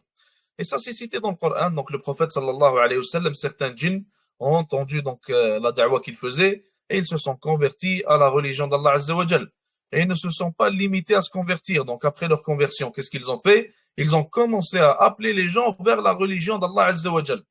Donc, subhanallah, ils ont compris leur devoir directement. Et nous, malheureusement, en tant que musulmans aujourd'hui, la grande majorité d'entre nous ne comprennent pas notre devoir. On ne comprend pas notre devoir. Sahaba radiallahu anhum, comme Abu Bakr, dès qu'ils se sont convertis, ils ont commencé à faire la da'wah. Et même pour les djinns, la même chose. Dès qu'ils ont accepté l'islam, ils ont appelé leur peuple vers cet islam-là. Et l'une des raisons d'ailleurs, normalement, qui te pousse à faire la da'wah, c'est que Allah Azza wa Jal t'a guidé vers le meilleur des biens. Alors pourquoi est-ce que tu ne le partages pas avec les gens, premièrement? Et deuxièmement, il faut que tu comprennes que tu as le devoir et l'obligation de faire cette da'wah-là et d'appeler les gens vers la vérité. Donc si on comprend ces deux choses-là, Inch'Allah, alors normalement on est poussé à faire la da'wah, appeler les gens vers l'islam, certainement chacun du mieux qu'il peut et chacun du mieux de son possible. Donc on va pas amener quelqu'un qui n'a jamais rien étudié et va commencer à faire des cours de hadith pour propager la science du hadith. Certainement pas, c'est pas ça qu'on veut dire. Chacun selon ses limites. Si tu peux appeler les gens vers la prière, alors tu le fais. Si tu es un homme, tu peux faire da'wah à l'extérieur, alors tu le fais. Si tu as tu as étudié, tu peux enseigner l'ilm, alors tu le fais. Si tu as un don, Allah Azza wa Jal t'a donné un don pour ce qui est des débats matalan, de défendre la religion d'Allah Azza wa Jal, alors tu le fais. Donc chacun fait ce qu'Allah Azza wa Jal lui a accordé comme potentiel et utilise ce potentiel-là pour la religion d'Allah Azza wa Jal. L'erreur et le problème, la plus grande problématique qu'on a aujourd'hui, c'est que les gens veulent faire des choses qu'ils ne maîtrisent pas et veulent délaisser ce qu'ils maîtrisent. Maintenant, il y a certains frères qui sont excellents pour ce qui est, ou certaines sœurs, qui savent très bien faire, maintenant, tout ce qui est montage, tout ce qui est relié à la logistique. Et ils peuvent grandement aider la da'wah de par cette manière-là. Si on regarde maintenant les vidéos des du'at les plus connus, qu'Allah Azza wa Jalla les récompense, on voit que leurs vidéos, donc, il y a énormément de montage qui est fait, il y a énormément de travail derrière, et que sans ce montage-là, donc, la vidéo ne pourrait probablement pas atteindre autant de vues, voire même atteindre la moitié de ces vues-là. Donc, il y a un travail qui est fait derrière. Et il y a des gens qui sont derrière ce travail-là. Et ces gens-là, ils sont tout autant bénéfiques que la personne qui fait la da'wah dans les vidéos. C'est pas parce que la personne, elle apparaît qu'elle a plus de récompenses, ou alors qu'elle est meilleure, ou alors qu'elle est plus haute aux yeux d'Allah Azza wa Jal. Non. Il se peut que la personne qui est derrière le montage, elle ait bien plus de récompenses et qu'elle soit bien plus haute aux yeux d'Allah Azza wa Jal que la première. Donc, mais il y a des gens qui maîtrisent ça maintenant, et au lieu d'aller se limiter à ce qu'ils maîtrisent, ils vont commencer à rentrer dans l'ilm et ils vont commencer à te parler des opinions jurisprudentielles alors qu'ils n'ont aucune maîtrise de cela. Donc, subhanallah, en plus de gagner des sayyi'at, des mauvaises actions, des péchés, tu délaisses les bonnes actions que tu aurais pu gagner grâce au potentiel qu'Allah Azza wa Jal t'a accordé. Donc, pourquoi est-ce qu'on cherche en réalité le mal pour nous-mêmes, subhanallah? C'est vraiment étonnant. Donc, normalement, tu as un potentiel dans quelque chose, utilise-le dans cette chose-là. Ne va pas rentrer et mettre les pieds là où tu ne maîtrises rien et là où tu n'es pas censé les mettre en réalité. Laisse chaque chose pour les gens donc pour les gens qui la maîtrisent. Et des fois, il y a certains frères, des fois, ils sont étonnants. Là, est très étonnant. Quand tu entends maintenant qu'il y a une guerre entre les musulmans et les kuffars quelque part, il va commencer à commenter, il va commencer à corriger tout ce qu'il voit. Donc, ils voient maintenant, ouais, subhanallah, ils ont fait ça, mais ils auraient pas dû, non, non, c'est une erreur ce qu'ils viennent de faire. Ah ouais, lui, il s'est placé ici, mais subhanallah, il s'est mal placé, il sait pas se placer, hein. Il aurait dû se placer là-bas, ça serait mieux pour lui. Alors qu'il n'a jamais vu ce pays-là, il n'y a jamais mis les pieds, il connaît même pas ces gens-là, il connaît même pas le terrain, il connaît rien du tout. Mais il se permet, subhanallah, de corriger tout et n'importe quoi. Et ça, c'est une maladie qu'on a aujourd'hui dans la Ummah. Wallah, c'est une maladie. Les gens, subhanallah, se permettent de parler de tout et de n'importe quoi alors qu'ils ne maîtrisent rien. Et les gens qui maîtrisent tout et n'importe quoi, qui sont les savants, eux, subhanallah, tu vas leur poser plein de questions, ils vont dire Allahu a'lam. Allahu a'lam. Car eux, ils craignent réellement Allah Azza wa Jal. Mais l'autre, il veut soit la popularité, soit il veut se montrer devant les gens, soit il veut se dire, ouais, il veut dire aux gens, ouais, regardez-moi, moi je connais mieux que tout le monde, moi je suis Cheikh l'Islam ibn Taymiyyah. Donc c'est une maladie, wallah, qu'on a, c'est une maladie du cœur avant tout, que l'individu qui fait ça possède. Donc il faut se limiter à ses limites, et si tu ne connais pas quelque chose, alors ne mets pas les pieds dedans. Tu vas faire beaucoup plus de mal que de bien. Bref, donc il dit ici, par la suite, il épousa Saouda, notre mère, donc Saouda qui était la première femme que le Nabi sallallahu alayhi wa sallam a épousée après la mort de Khadija radiyallahu anha, durant le Ramadan d'une union coutumière. Au mois de Shawwal, il épousa Aïcha et à 51 ans après tout cela, donc par après la deuxième femme qu'il a épousée, radiyallahu anha, après la mort de Khadija, c'est Aïcha. Et à 51 ans après tout cela, il fit son ascension. Donc à 51 ans, il y a eu ce qu'on appelle l'Isra ou le Mi'raj, le voyage nocturne.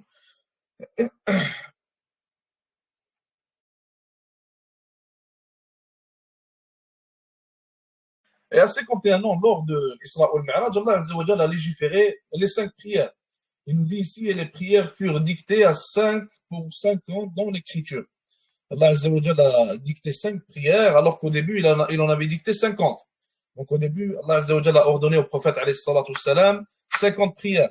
Et à chaque fois que le Nabi sallallahu alayhi wa sallam redescendait dans les cieux, il trouvait Moussa alayhi salam qui lui disait c'est trop pour toi et c'est trop pour ta communauté plutôt, excusez-moi. Il lui disait reviens et demande à Allah Azza wa Jalla de t'en légiférer moi. Et il a fait cela jusqu'à ce qu'Allah Azza wa Jalla en légifère 5 prières. Mais 5 prières avec le ajr de 50. Donc chaque prière en réalité, elle en vaut 10. La première allégeance fut avec 12 hommes de Médina, la pure telle que narrée en somme. Ici, on parle de l'allégeance qu'ont prêté les gens de Médina au prophète sallallahu alayhi wa sallam. Et avant ça, on doit comprendre que le prophète alayhi salatu sallam, lorsque le moment de l'Hajj venait, il allait voir les tribus qui venaient faire le Hajj pour leur demander donc de lui prêter allégeance et de le défendre et de lui permettre de propager sa da'wa. Et il leur disait que les Qurayshites ne le laissaient pas. Donc, ceux qui ont eu la chance de prêter allégeance à Nabi alayhi salatu salam et qui ont pleinement accepté cette tâche-là, c'est les gens de Al-Madina, donc de Yathrib auparavant, les deux tribus qu'il y avait à Medina, donc Al-Aws ou Al-Khazraj. Eux, ils ont accepté ça. Et ils ont prêté une première allégeance au prophète sallallahu alayhi wa sallam, donc ils étaient 12 hommes, et ils lui ont prêté allégeance à ce moment-là. Et il y a eu une deuxième allégeance qu'ils lui ont prêtée. Donc à un moment donné, ils étaient à Medina, ils se sont dit comment est-ce qu'on laisse le prophète sallallahu alayhi wa sallam vivre avec ces gens-là, comment est-ce qu'on le laisse vivre au milieu de ces kuffars qui détestent l'islam, qui combattent l'islam. Ils se sont dit on doit faire quelque chose et on doit l'amener avec nous à Medina. Et c'est là qu'a eu lieu la deuxième allégeance. Donc il dit ici, puis à 52 ans. Donc l'année d'après, ils sont revenus et ils étaient donc au nombre de 70 cette fois et non pas 12. Et ils ont prêté allégeance à Mecca au prophète alayhi salatu salam durant la nuit. Comme ça, personne ne pouvait les voir à ce moment-là. Donc après l'allégeance, peu après, il a pu immigrer. Donc comme vous le savez, il a immigré alors qu'il avait 53 ans, sallallahu alayhi wa sallam. Et à la deuxième allégeance, il en avait 52. Donc ensuite, il émigra de la Mecque au 2 de Safar qu'il entama. Il arriva donc à la ville illuminée, donc Médina, ayant complété ses 53 années. Et certes, comme vous le savez, durant le Hijra, il était avec Abu Bakr radiyallahu ta'ala anhu wa ardah. Un beau lundi béni, ainsi pour y rester, lui et ses compagnons, 10 ans parachevés. Donc il est arrivé un lundi et il a passé donc 10 ans de sa vie, les restants de sa vie en quelque sorte, à Al-Madina. Il avait 53 ans, il est mort à 63 ans. Donc les 10 ans restants de sa vie, il les a passés sallallahu alayhi wa sallam à Al-Madina. La première année, la salat, il compléta, après avoir institué le Jumu'ah. Donc le prophète sallallahu alayhi wa sallam, comme on va le voir, la première des choses dont il a pris soin, c'était la prière. Et il a institué le Jumu'ah, donc à ce moment-là, il y avait le Jumu'ah, donc la prière de Jumu'ah telle qu'on la connaît aujourd'hui, à chaque semaine, chaque vendredi. Donc la première des choses que le Nabi sallallahu alayhi wa sallam, il a fait, c'est qu'il a construit la mosquée à Quba. Donc la mosquée de Quba qu'on a encore aujourd'hui, donc qui est encore comme elle était aujourd'hui. Donc, elle est à Quba, donc elle n'est pas loin de Al-Madina. Donc, c'est la première mosquée qui a été construite en islam par le Nabi sallallahu alayhi wa sallam. Par après, il a construit la mosquée de Al-Madina, telle qu'on la connaît aujourd'hui, donc la mosquée prophétique de Al-Madina. Celle-là, elle a été construite après celle de Quba. Donc, construisant aux abords tous ces appartements, puis ils l'ont rejoint en cette année pareillement, moins de la moitié de ceux qui ont émigré. Et ça nous pousse à comprendre quelque chose en réalité. Le prophète sallallahu alayhi wa sallam, il veut nous dire en quelque sorte que la première des choses desquelles tu prends soin, c'est ta relation avec Allah azza wa jal. La prière, c'est notre lien, notre relation avec Allah subhanahu wa ta'ala. Donc avant même d'aller bâtir ses appartements et ses maisons, alayhi salatu salam, il a bâti la mosquée. C'est la première des choses donc, desquelles il a pris soin, sallallahu alayhi wa sallam. La mosquée, c'est ce qu'il y a de plus important. Et ça, c'est un message, encore une fois, nous poussons à comprendre que la prière, c'est ce que tu as de plus important et ton lien avec Allah azza wa jal passe avant tout. Même si ta dunya, elle est détruite de son début jusqu'à sa fin, tant que ta relation avec Allah azza wa jal, elle va bien et que ta akhira, elle va bien, alors tout va bien. Donc, il a construit aux abords ses appartements, alayhi salatu salam, ses différentes maisons où il y avait ses différentes épouses. Puis il en rejoint en cette année pareillement moins de la moitié de ceux qui ont émigré.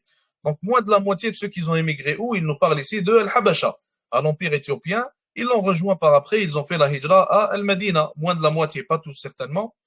En cette année aussi, notre élu Jumla, les émigrés et leurs frères, les Médinois. Donc à Medina, à ce moment-là, on avait Al-Muhajirin et Al-Ansar. Al-Muhajirin, c'est les émigrés qui ont émigré de Mecca jusqu'à Medina. radiyallahu anhum. Et on a Al-Ansar qui sont ceux qui leur ont donné victoire, ceux qui ont donné victoire aux émigrés. Et l'Ansar, c'était les habitants de Medina qui ont accepté l'islam. Donc les tribus de Al-Aws ou Al-Khazraj, deux tribus principales. Il y avait aussi les juifs qui vivaient là, mais les juifs certainement ne sont pas des Ansar. Donc l'Ansar, c'est les musulmans qui ont accordé victoire donc, aux émigrés en les accueillant, en les aidant, etc. Et au prophète, alayhi salatu salam, certainement avant tout. Donc il y avait le Muhajirin et il y avait l'Ansar. Et le prophète, sallallahu alayhi wa sallam, il a fait ce qu'on appelle le Mu'akhat. Donc, akha bayna al-Muhajirin wal Ansar. Il a, lui, comment il le définit ici, il dit que il a jumelé, oui, on pourrait utiliser ce terme-là, il a jumelé entre les émigrés et leurs frères médinois. Donc, en fait, le Nabi sallallahu alayhi wa sallam, il prenait un émigré et il prenait un médinois et il les jumelait. Il leur disait, à partir de maintenant, vous êtes des frères et vous êtes exactement comme les frères de sang. Donc, l'un d'entre vous, il hérite de l'autre. Donc, vous prenez exactement les mêmes jugements que les frères de sang.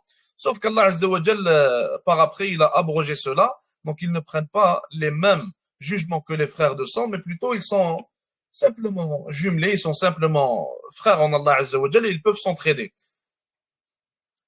Par après, il dit ici, puis consomma l'union avec la véridique, donc Siddiqa, qui est Aïcha radiyallahu anha, et il prescrit l'appel à la salat canonique. Et là, il y a eu ce qu'on appelle l'adhan. Ce qui a été révélé, c'est ce qu'on appelle l'adhan. L'adhan, il a été révélé dans un rêve. Donc, deux parmi les sahaba radiyallahu anhum, ils ont vu ce rêve-là. Et lorsqu'ils ont vu ce rêve, le prophète alayhi salatu salam leur a ordonné d'aller l'apprendre, donc d'aller apprendre l'adhan à Bilal radiyallahu anhu, car il avait une belle voix. Donc, à ce moment-là, le adhan fut prescrit, il fut légiféré. Il dit ici, la guerre d'Al-Abwa à Safar se produit. Par la suite, en l'an 2, le combat fut prescrit. Donc, en l'an 2, le djihad fut prescrit. Allah Azza wa Jalla a révélé les versets reliés au djihad. Donc, il fut prescrit, il fut légiféré à ce moment-là. Il dit ici, à Bouat et à Badr, une guerre engagée, et à la Mirajab, la Qibla fut changée. Badr, il va y revenir après, Inch'Allah. On va citer quelque chose d'important, car la bataille de Badr, elle est importante. Il dit ici, à la Mirajab, la Qibla fut changée. Il faut savoir que pendant quelques mois, au début, la Qibla était vers Bayt al-Maqdis, elle était vers le Quds, elle n'était pas vers le Bayt al-Haram, elle n'était pas vers Mecca. Donc, par après, elle a été changée. Et au début, en fait, Allah Azza wa Jal, ou plutôt, je vous pose la question, pourquoi est-ce que vous pensez qu'Allah Azza wa Jal avait légiféré que la Qibla soit vers Bayt al-Maqdis au début, d'après vous? Quelle sagesse y a-t-il derrière cela?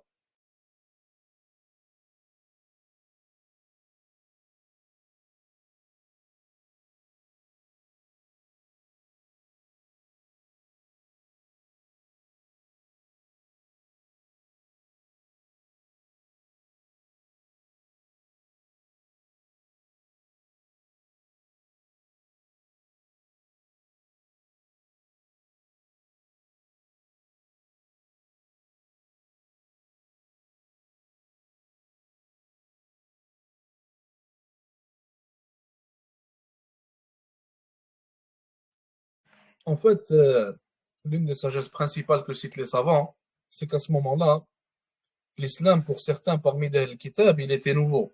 Et Allah Azza wa Jal essayait de leur montrer qu'en réalité, il n'y a pas de différence entre l'islam avec lequel est venu Muhammad alayhi salatu wassalam, et l'islam avec lequel était venu Moussa et Isa alayhi salatu wassalam.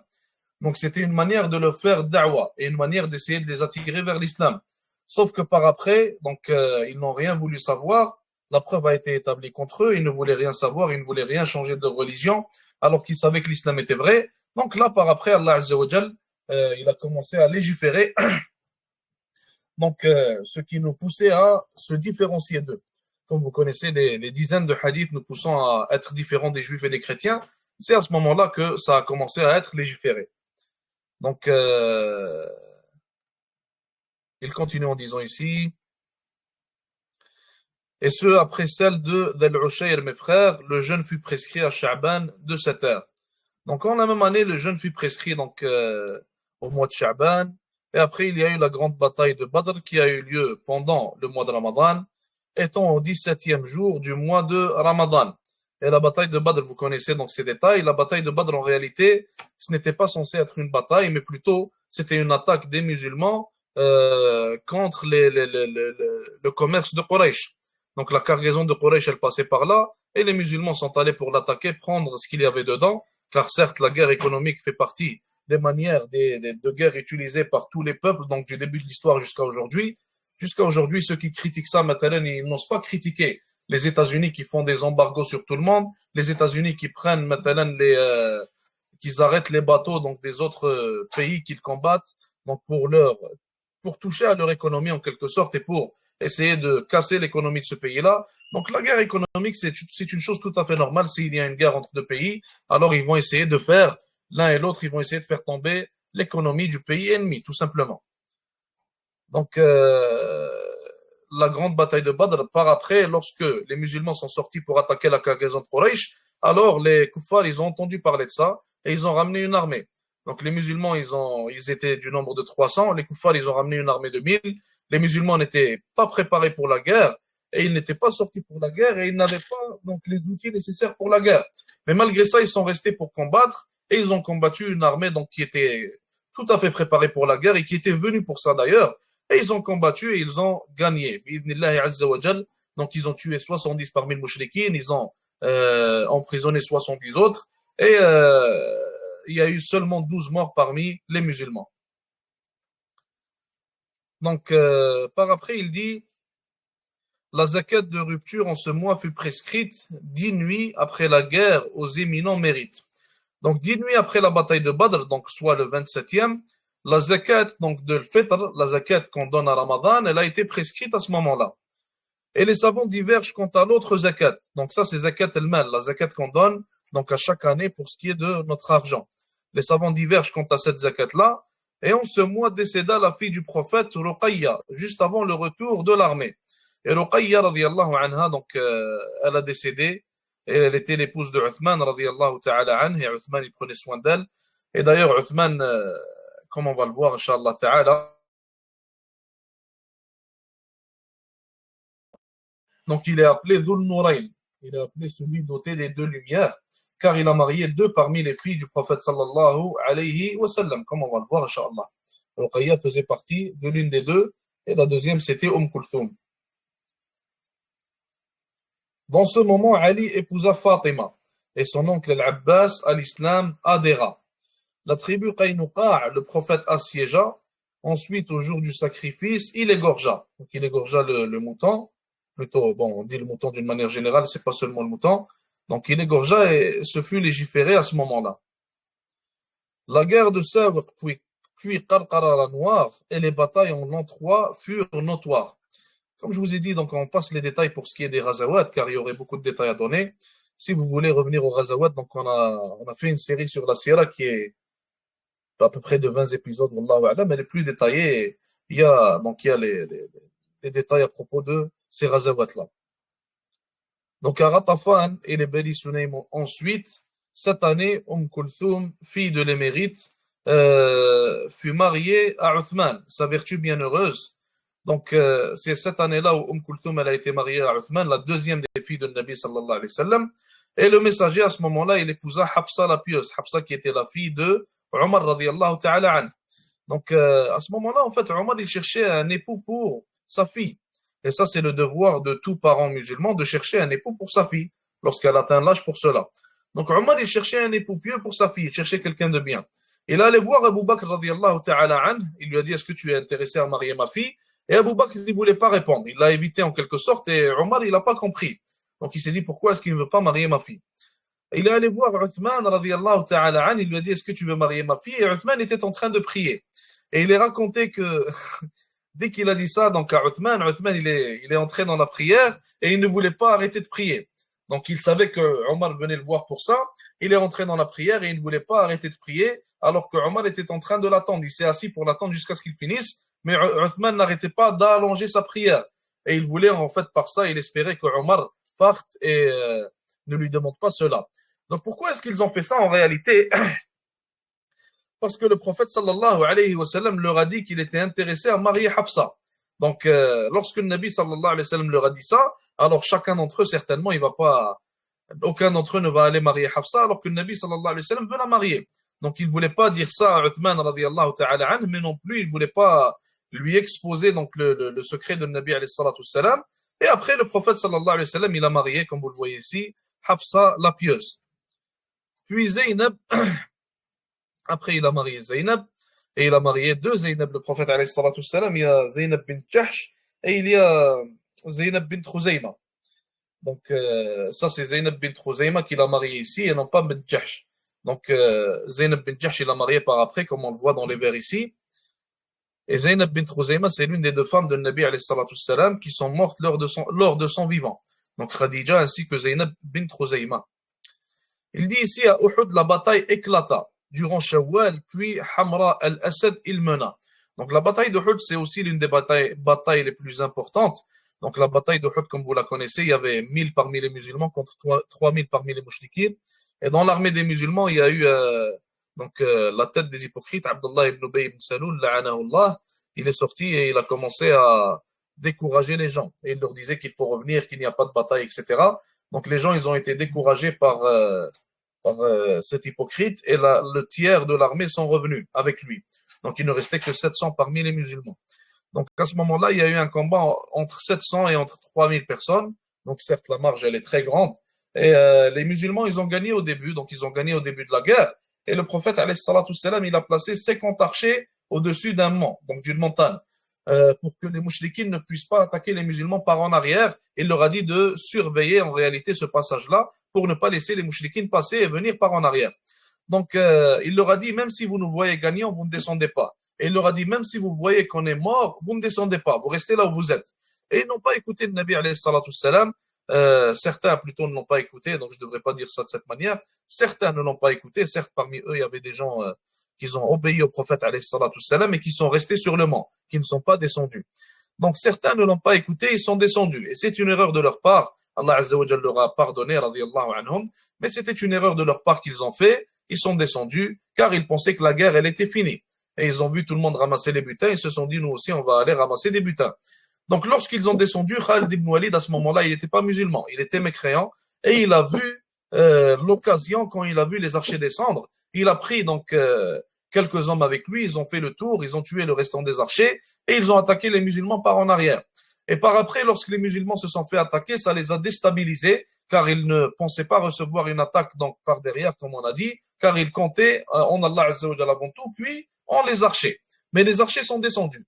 Et à ce moment-là, donc ça a déstabilisé les musulmans, mais ils ont réuni leur armée à un moment donné, et ils ont essayé de réattaquer les mouchriquines, mais les mouchriquines sont partis et ne se sont pas arrêtés. Donc ils sont revenus de là où ils sont venus. Donc cette guerre-là, certains la considèrent comme une défaite, mais en réalité, on ne peut pas dire que c'est une défaite comme le disent certains savants, car les musulmans, ils ont gagné au début, et en plus de ça, à la fin, ils ont réattaqué les mouchriquines qui, eux, sont partis et ne voulaient pas rester pour poursuivre la guerre. Donc on ne peut pas appeler ça une défaite, comme on ne peut pas appeler ça une victoire non plus. Donc on remarque qu'à cause d'un seul péché, subhanallah, les musulmans peuvent goûter à autant de pertes à cause d'un seul péché qui est commis durant la guerre. Donc un péché qui était dans ce cas-là la désobéissance à l'ordre de Nabi alayhi salatu salam. Il dit ici le vin fut interdit en 7 années d'office. Donc en la même année le vin fut interdit. C'est aussi là que naît Hassan, son petit-fils. Donc Hassan le fils de Ali et de Fatima. Après tous ces faits, à l'an 4 fut menée la guerre à Banu Nadir au Rabi' Ier. Ensuite, le décès de Zaynab la bénie, donc Zaynab bint Khuzayma, puis le mariage à Salama fut choisi. Salama qui était mariée à Abu Salama.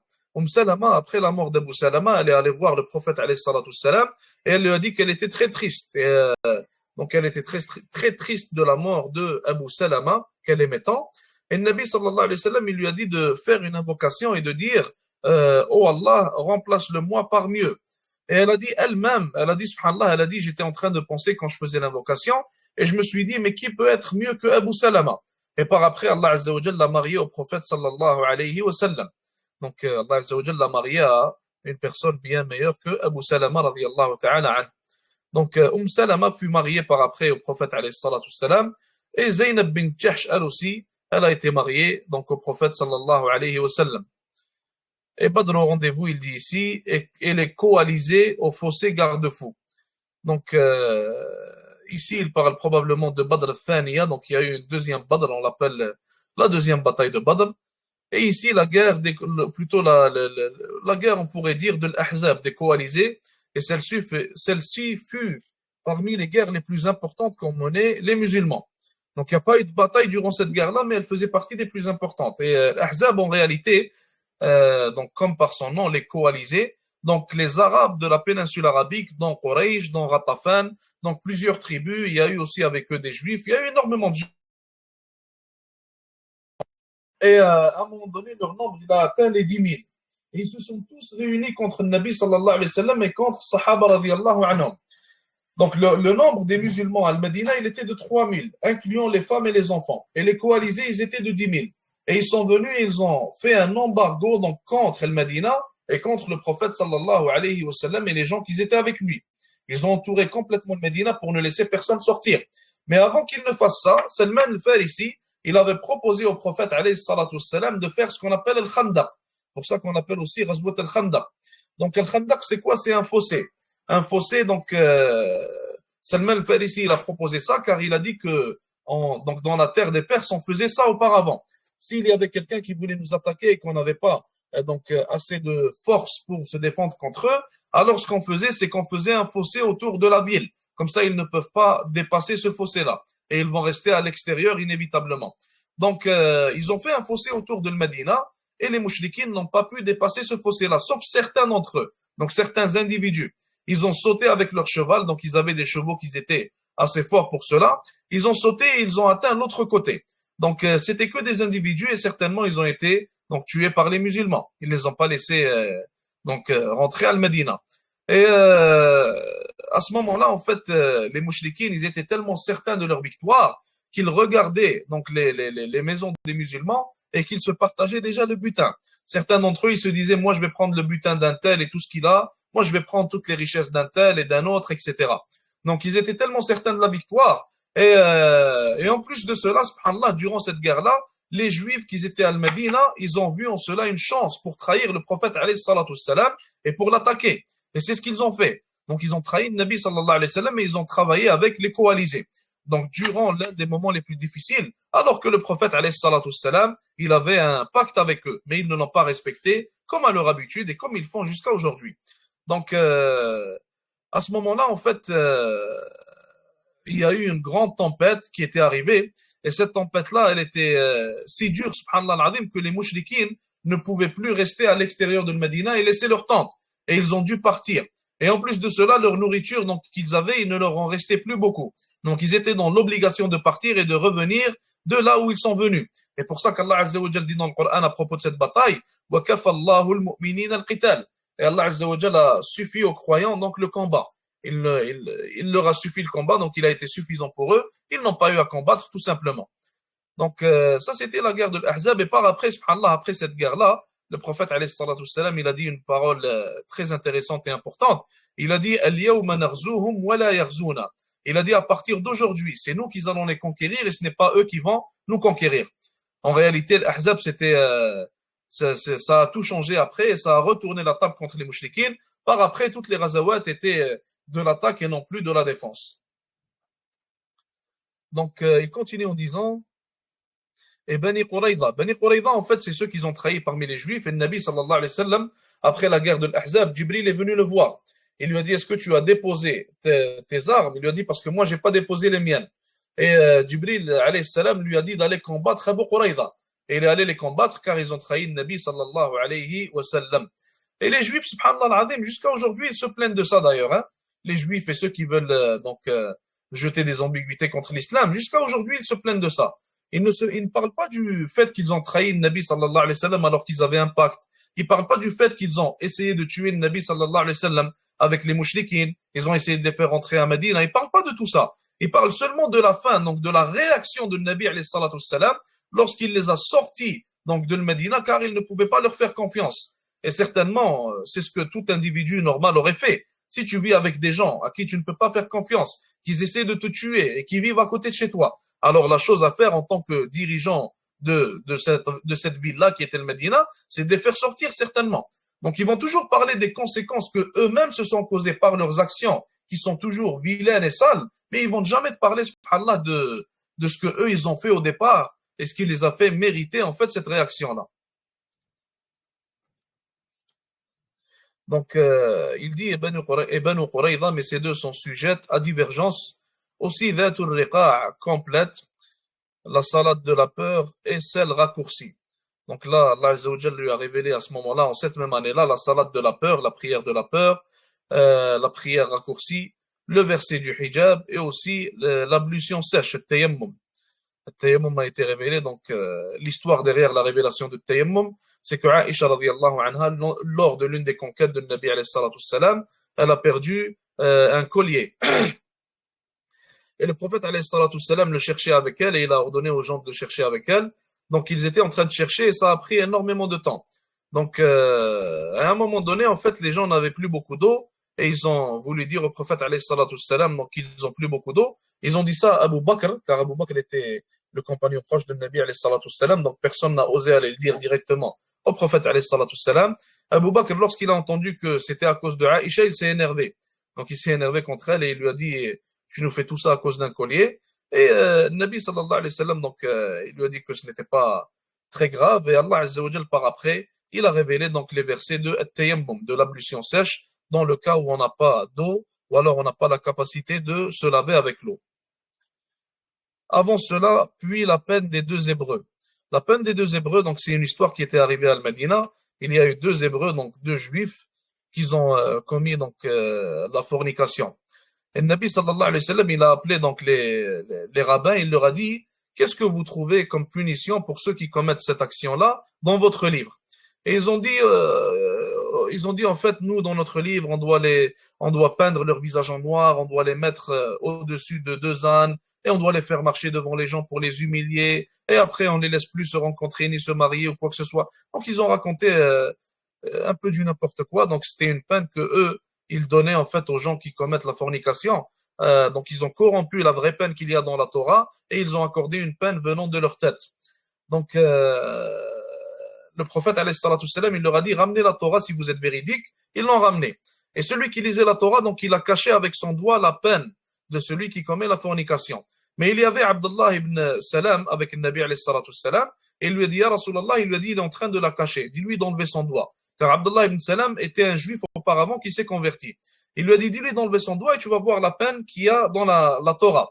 Quand il a enlevé son doigt, il a vu que la peine, c'était donc la même peine qu'il y a en islam, qu'il se fasse flageller, je pense, on dit ça en français, wallahu alam, donc jusqu'à la mort. Et c'est ce qui leur était arrivé. Donc c'est la peine qui a été appliquée et elle était aussi dans la Torah. Puis la naissance de Hussein, le savant preux, à la 5e année survint l'ignominie, à la guerre des Mustaliq, la calomnie. Avant ça, à Dumet el-Jandal, le combat. Après ça, fut l'union avec Juwayriya, radiyallahu anha. Rayhana, en l'an 5, il alla épouser.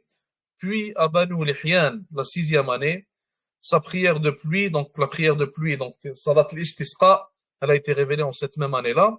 Et Dhuqarad ensuite. Et ici, ça c'est un point important dans la sira, c'est un tournant important, et il fut empêché de pratiquer ces rites.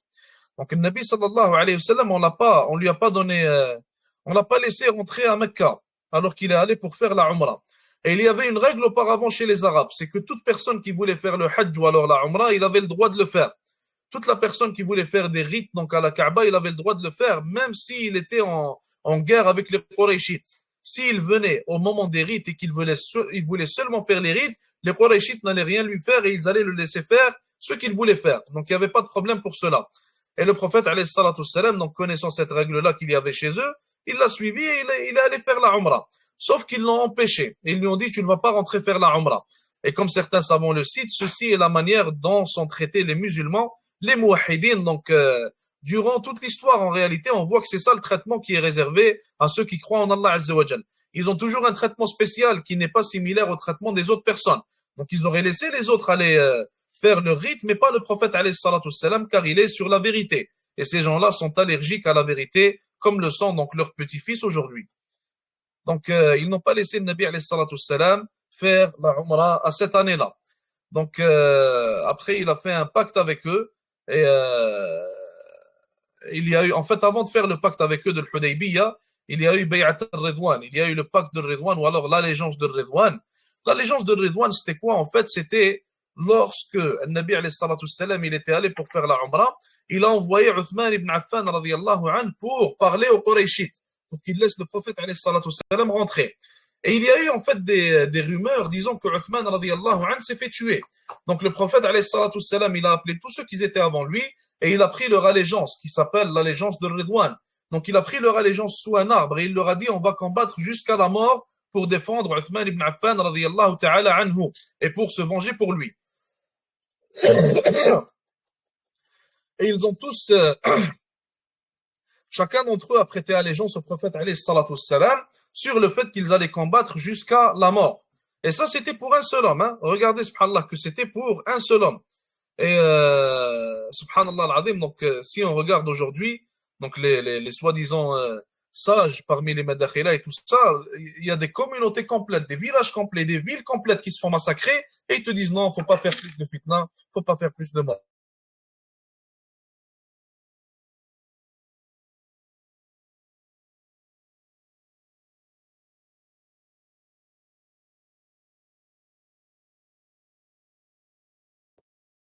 On continue, Inch'Allah.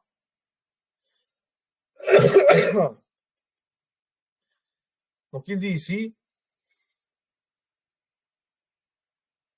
et il put consommer avec Rayhana tel que connu, donc son mariage avec Rayhana. Par après, il y a eu le pacte de Hudaybiyah, donc le Nabi sallallahu alayhi wa sallam s'est entendu avec les Qurayshites qu'il allait faire la Umrah donc l'an prochain, et ils ont fait un pacte aussi un pacte pour que la guerre elle s'arrête temporairement pour une durée de 10 ans, pour une durée de 10 années. Et certes, après, ils ne l'ont pas respecté, et c'est ce qui a été en quelque sorte la cause de la conquête de Mecca. Donc le irrespect de ce pacte-là, le fait qu'ils aient tué des alliés parmi les alliés de Nabi alayhi salatu salam, donc les alliés de Quraysh ont tué des alliés de Nabi alayhi salatu salam, et à ce moment-là, en fait, le prophète alayhi salatu salam s'est vengé pour eux, il a conquéri Mecca avec une armée de 10 000 hommes. Et les Qurayshites, lorsqu'ils ont vu ça, ils ont eu peur et ils étaient tellement étonnés du nombre de combattants qu'il y avait dans cette armée qu'ils n'ont rien osé faire. Donc, donc la conquête de Mecca, elle a été conquérie en quelque sorte sans même qu'il n'y ait de bataille, de réelle bataille. Le Hajj fut prescrit, mais avec divergence, donc en cette même année-là. Et en l'an 7, à Khaybar fut la délivrance. Donc Khaybar, c'était une tribu parmi, c'était un endroit où il y avait une tribu parmi les tribus des Juifs, qui eux aussi, ils ont essayé de tuer le prophète alayhi salatu salam. Donc il s'est vengé en allant conquérir Khaybar. Et il les a sortis de cet endroit-là. Puis l'interdiction de consommer la viande d'âne, ainsi que l'union temporaire qu'on condamne. L'union temporaire, c'est Zawaj al-Mut'a.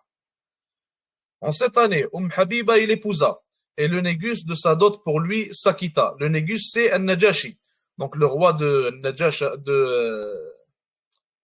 l'Habasha plutôt, pas le Najasha, subhanallah, de l'Habasha. Donc c'était le roi de cet endroit-là. On a déjà parlé de lui, on a dit qu'il est devenu musulman. Par après, le Nabi sallallahu alayhi wa sallam a prié sur lui lorsqu'il est mort. Et Habiba faisait partie donc des musulmans qui avaient fait la hijra là-bas. Et elle était encore là-bas. Et elle a été mariée au prophète alayhi salatu salam alors qu'elle était là-bas.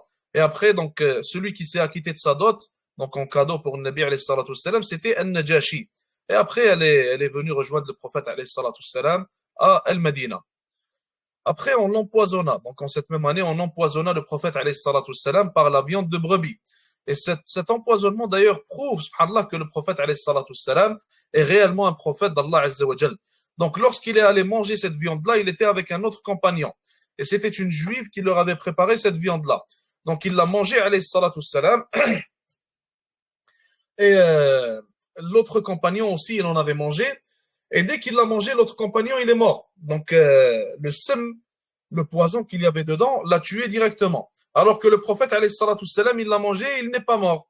Et lorsqu'il a demandé à cette femme-là, elle lui a dit, en fait, j'ai fait ça, comme ça, si tu es un roi, si tu es quelqu'un d'injuste qui veut simplement être un roi, alors on se serait débarrassé de toi. Et si tu es réellement un prophète, alors ça ne t'aurait rien fait, ça ne t'aurait pas tué.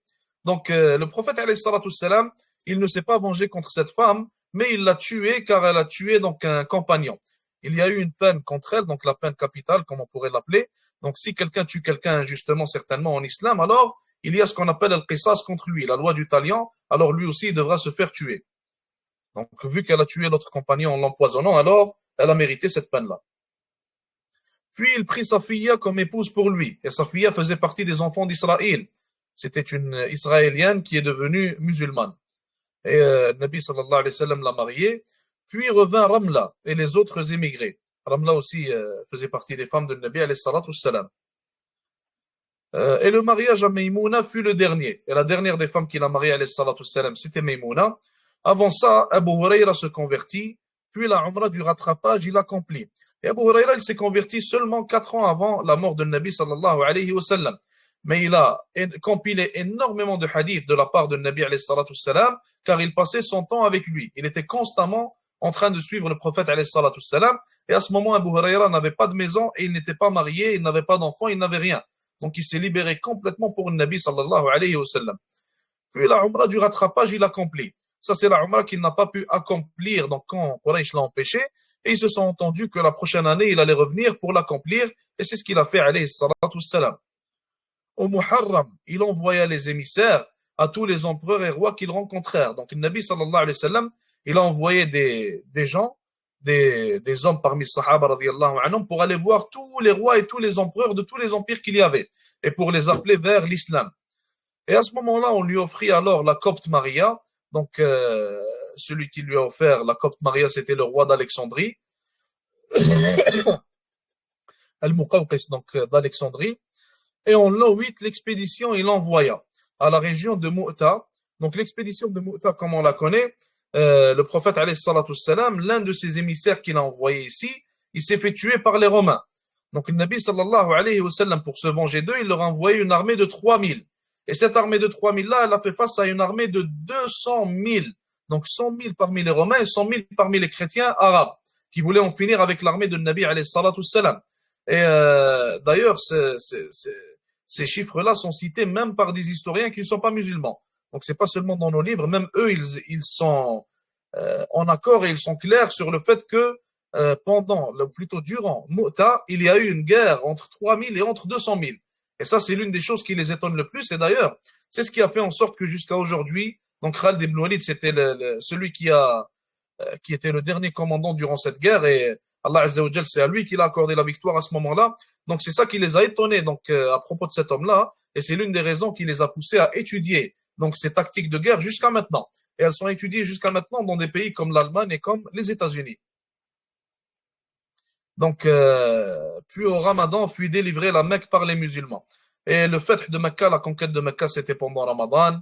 Après cela fut relaté l'événement à Hunayn, puis à Taïf pareillement. Donc, il y a eu aussi la bataille de Hunayn, il y a eu la conquête de Taïf qui était venue après. Donc, Hunayn, ou plutôt l'embargo contre Taïf. Donc, la guerre de Hunayn, elle est citée dans le Coran d'ailleurs. À Hunayn, en fait, Sahaba radiallahu ta'ala anhum, Allah Azza wa Jalla a voulu leur apprendre une leçon. Et les compagnons radiallahu ta'ala anhum, ils ont vu que leur nombre était énorme à cette journée-là, donc durant la bataille de Hunayn. Donc, lors de ce moment-là, en fait, quand ils ont vu leur grand nombre, ils se sont dit c'est impossible qu'on perde cette bataille-là. Donc, Allah Azza wa Jalla a voulu leur apprendre une leçon et il a fait en sorte qu'ils ont perdu donc le début de la bataille. Et par après, donc ils ont gagné par après. Et malgré ça, Allah Azza wa Jal voulait leur enseigner que la victoire, et nous enseigner à nous aussi, hein, que la victoire ne vient que d'Allah subhanahu wa ta'ala. Après, le Nabi sallallahu alayhi wa sallam, il a fait une autre umrah. Donc il en a fait 4 dans sa vie, sallallahu alayhi wa sallam. Donc il a fait une autre umrah à Dhul Qa'da. Et il l'a fait de Jirana. Donc son lieu de départ pour aller faire la umrah, c'était cet endroit-là qu'on a devant nous. Et sa fille Zaynab à ce moment périt, puis son fils Ibrahim la même année naquit. Comme on a dit, Ibrahim il venait de marier à la copte et offrit sa nuit à Aïcha loyalement, son épouse Saouda, toute sa vie durant. Donc l'épouse de Nabi sallallahu alayhi wa sallam qui s'appelait Saouda, elle était devenue vieille à un moment donné et elle a décidé d'offrir donc sa nuit à Aïcha radiyallahu ta'ala anha, car elle savait que le Nabi sallallahu alayhi wa sallam il aimait Aïcha. On construisit pour lui le minbar apparent. Attab au pèlerinage guida les gens. Attab, donc, lui, c'était l'homme, c'était un jeune d'ailleurs parmi les compagnons, radiallahu anhum, c'était l'homme que le prophète, alayhi salatu wassalam, a désigné comme étant gouverneur de Mecca. Donc, il a guidé les gens durant le pèlerinage, donc à ce pèlerinage-là, et ce pèlerinage-là, le prophète, alayhi salatu wassalam, n'y a pas participé. Et c'est Attab donc, qui a guidé les gens à ce moment-là. Et il était très jeune, donc, subhanallah, ce compagnon, il avait, je pense, à ce que je me rappelle, wallah alam, 20 ans. Donc, lorsqu'il était le gouverneur de Mecca. À la neuvième année, Tabouk, il combattit, et à la mosquée de la mosquée de la discorde, il démolit. Donc, la mosquée de la discorde fait partie de ce qu'on appelle en islam, Masajid al-Dirar. Donc, si on dit qu'une mosquée est un masjid dirar, ça veut dire que c'est une mosquée de discorde. Et les mosquées de discorde, en réalité, on a l'obligation de les détruire, de les démolir en tant que musulmans. Et c'est ce que le Nabi alayhi salatu salam, il a fait. Donc certes, lorsqu'il y a la capacité. Cette mosquée-là, en fait, elle a été bâtie non pas pour l'adoration d'Allah Azza wa Jal ou pour le rappel d'Allah, mais plutôt elle a été bâtie pour causer la fitna. Et elle a été bâtie pour y cacher des armes. Donc pour y cacher des armes, pour essayer de se rebeller contre le Nabi sallallahu alayhi wa sallam. Et Jibril alayhi salam est venu voir le prophète alayhi salatu salam et il lui a révélé cela de la part d'Allah Azza wa Jal. Et Allah Azza wa Jal lui a ordonné d'aller la démolir, donc il est allé et il l'a démolie. Abu Bakr après ça, au Hajj guida les pieux, Ali récita la sourate du désaveu, afin que nul païen n'accomplisse les rites, ni qu'on ne fasse le tawaf nu par la suite. Et il faut savoir qu'auparavant, certains parmi les Arabes, ils faisaient le tawaf nu, d'ailleurs. Les délégations vinrent toutes en cette année, puis de ces femmes, un mois, il s'est éloigné. Donc les délégations desquelles nous parlons ici, les délégations sont venues voir le Nabi sallallahu alayhi wa sallam de toutes parts. Donc toutes les grandes villes, tous les villages, etc. sont venus voir le prophète sallallahu alayhi wa sallam et ils sont venus délégation par délégation. Donc et puis il s'est éloigné de ses femmes pendant un mois. Donc à ce moment-là, le prophète alayhi salatu salam, ses femmes lui avaient demandé de leur accorder donc plus d'argent. Et Allah Azza wa Jalla a révélé par cela, après cela plutôt des versets, disant aux femmes du prophète alayhi salatu salam, certaines d'entre elles ont demandé ça, pas toutes, mais il leur a dit donc si vous désirez, certaines d'entre elles, à ce que je me rappelle, wallah alam, mais ça c'est à vérifier, il se peut que je me trompe. Donc Allah Azza wa Jalla leur a révélé un verset leur disant que si vous désirez la dunya, alors le prophète alayhi salatu salam pourrait vous libérer, donc vous divorcer. Mais si vous désirez Allah Azza wa Jalla ainsi que son messager alayhi salatu salam, alors il faut rester avec lui, donc comme il est, assumer en quelque sorte les tests par lesquels il est testé. Car certes, marier un prophète, alayhi salatu salam, certes, c'est une bonne chose, mais faut savoir qu'il y a énormément de tests qui viennent avec. Donc, ce avec quoi le prophète est testé, la femme du prophète, elle va aussi être testée avec. Donc, elle n'aura pas une vie normale en quelque sorte. Donc, et puis de ces femmes, un mois, il s'est éloigné d'elles un mois, donc il ne voulait plus leur parler pendant un mois durant.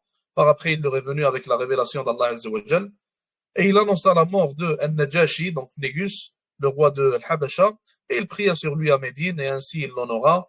Ibrahim décéda à sa dernière année, et donc Ibrahim, le fils du prophète, alayhi salatu salam, et le prophète, sallallahu alayhi wa sallam, d'ailleurs, il a pleuré lorsqu'Ibrahim est décédé, et il a dit, et nous sommes tristes à propos donc de notre séparation de toi, ô Ibrahim.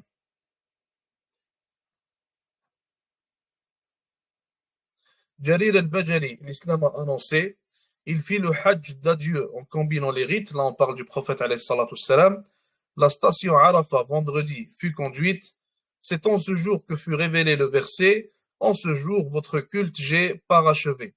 Donc le Nabi sallallahu alayhi wa sallam, il a fait le hajj d'adieu et il a fait, durant ce hajj-là, donc il a donné les derniers conseils qu'il avait donnés alayhi salatu salam. Donc il a fait ce qu'on appelle khutbatul wada', donc le prêche de l'adieu, en quelque sorte en français. Et c'est pour ça qu'on appelle aussi ici le Hajj de l'adieu. C'était le dernier Hajj et le dernier prêche qu'il a fait pour 124 000 personnes. Donc il est rapporté qu'il y avait devant lui 124 000 personnes qui ont assisté à ce prêche-là. La mort de Rayhana après son retour fut, le reste des 9 après sa mort ont vécu, donc le reste des 9 de ses femmes. Donc il y a aussi Rayhana qui est morte radiyallahu anha de son vivant. Donc on a 3, on a Khadija, on a Rayhana et on a Zaynab bint Khuzayma. Un triste lundi, le messager s'éteignit à 63 ans qu'il avait accompli. Et certes, subhanallah, il utilise le terme s'éteignit ici, et les compagnons, radiyallahu anhum, ils ont dit, lorsque le Nabi, sallallahu alayhi wa sallam, il est venu à Medina, alors elle s'est illuminée. Et le jour où il est mort, ils ont dit, Medina, elle s'est éteinte en quelque sorte, et elle est devenue noire. Il y a eu de la noirceur qui s'est propagée à Al-Medina après sa mort, alayhi salatu salam. Il fut inhumé chez la véridique aimée, donc chez Siddiqa Aisha radiyallahu anha. Il a été enterré chez elle, exactement là où il était décédé. Sa maladie dura 12 jours tels que narrés, que rapportés, ou selon les récits, 15 jours mentionnés. S'achève ici notre poésie au sang vert de la vie du meilleur qui a foulé la terre, sallallahu alayhi wa sallam, tasliman kathira. Puisse mon Seigneur de ses grâces l'anoblir, ses amis, sa famille et ceux qui les suivirent. Alayhi salatu wassalam. Et avec ça, on aura fini. Est-ce qu'il y a des questions ou alors y a-t-il des commentaires?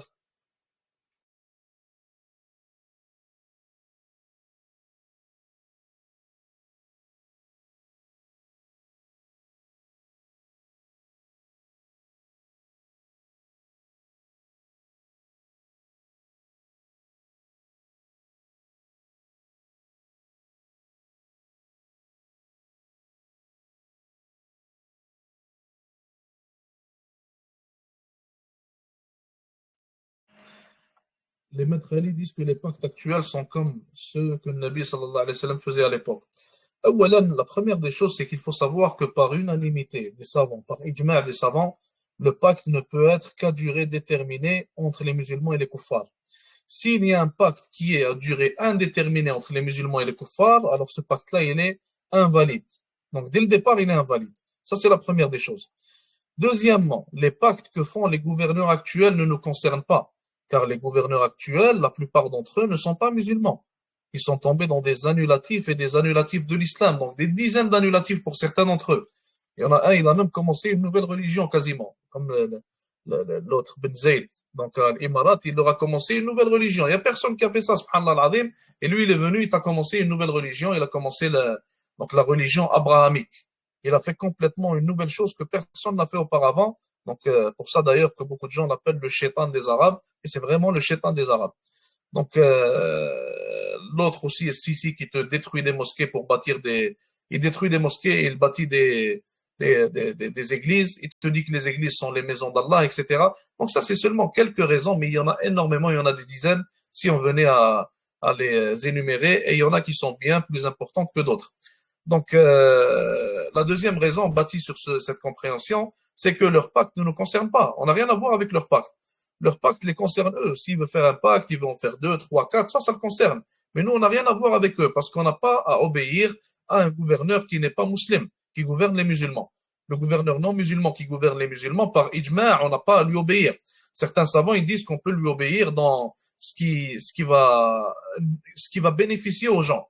Mathalan dans les feux rouges, mathalan dans des petits trucs comme ça. Ce qui va être bénéfique à la vie des musulmans et ne va pas leur nuire. Mais sinon, dans ce qui rentre en conflit avec l'islam, certainement pas. On ne va pas lui obéir. On n'a rien à voir avec ces pactes. Il peut en faire autant qu'il veut. Donc, pour ça, mathalan, que quand certains pays ont été pris, donc ils n'ont pas remboursé les dettes que l'ancien gouverneur il avait. Ces dettes-là, c'est ses dettes à lui. Il fait ce qu'il veut avec, c'est son problème.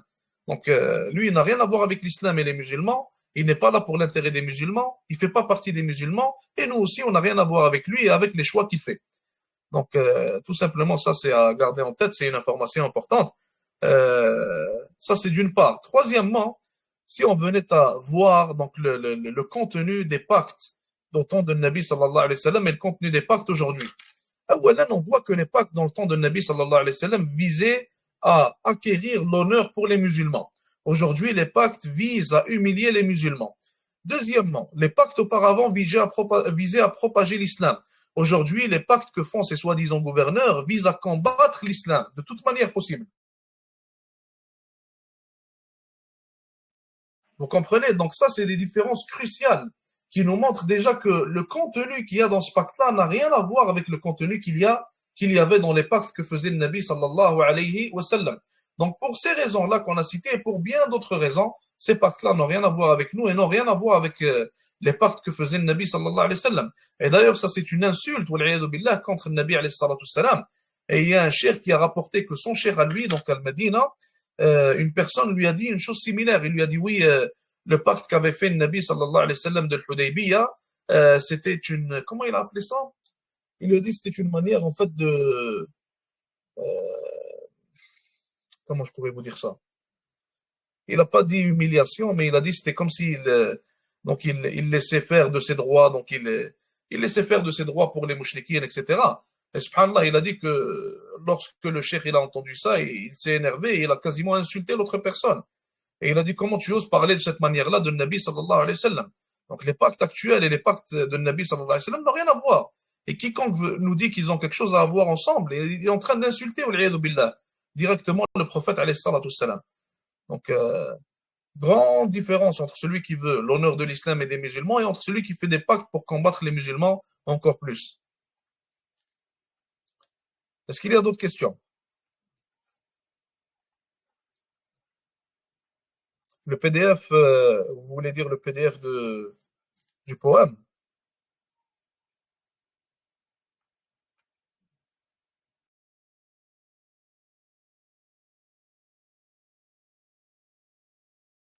Oui, on va le partager, Inch'Allah. Donc, il va nous manquer juste le fiqh. On n'a pas encore défini de journée pour le fiqh. On va voir comment on peut faire, Inch'Allah. Donc, on a eu un peu de retard parce que hier, on n'a pas pu faire le cours. Donc, Inch'Allah, on va voir. Probablement, on va fixer une journée pour la semaine prochaine. Et aussi, on a deux nouvelles dawras qu'on va commencer, Inch'Allah. Donc, celle de l'Amr bil Ma'rouf et Nahy anil Munkar. Celle-là, elle est très importante d'ailleurs pour comprendre cette obligation. Et on va faire une autre dawra, donc, sur un niqab, basé sur un livre de Cheikh, qu'a traduit Cheikh Abu Bakr al-Tarabulsi. Donc, barakallahu fikum, on finit avec ça pour aujourd'hui. Jazakumullahu khair. وصلى الله وسلم وبارك على نبينا محمد والسلام عليكم ورحمة الله وبركاته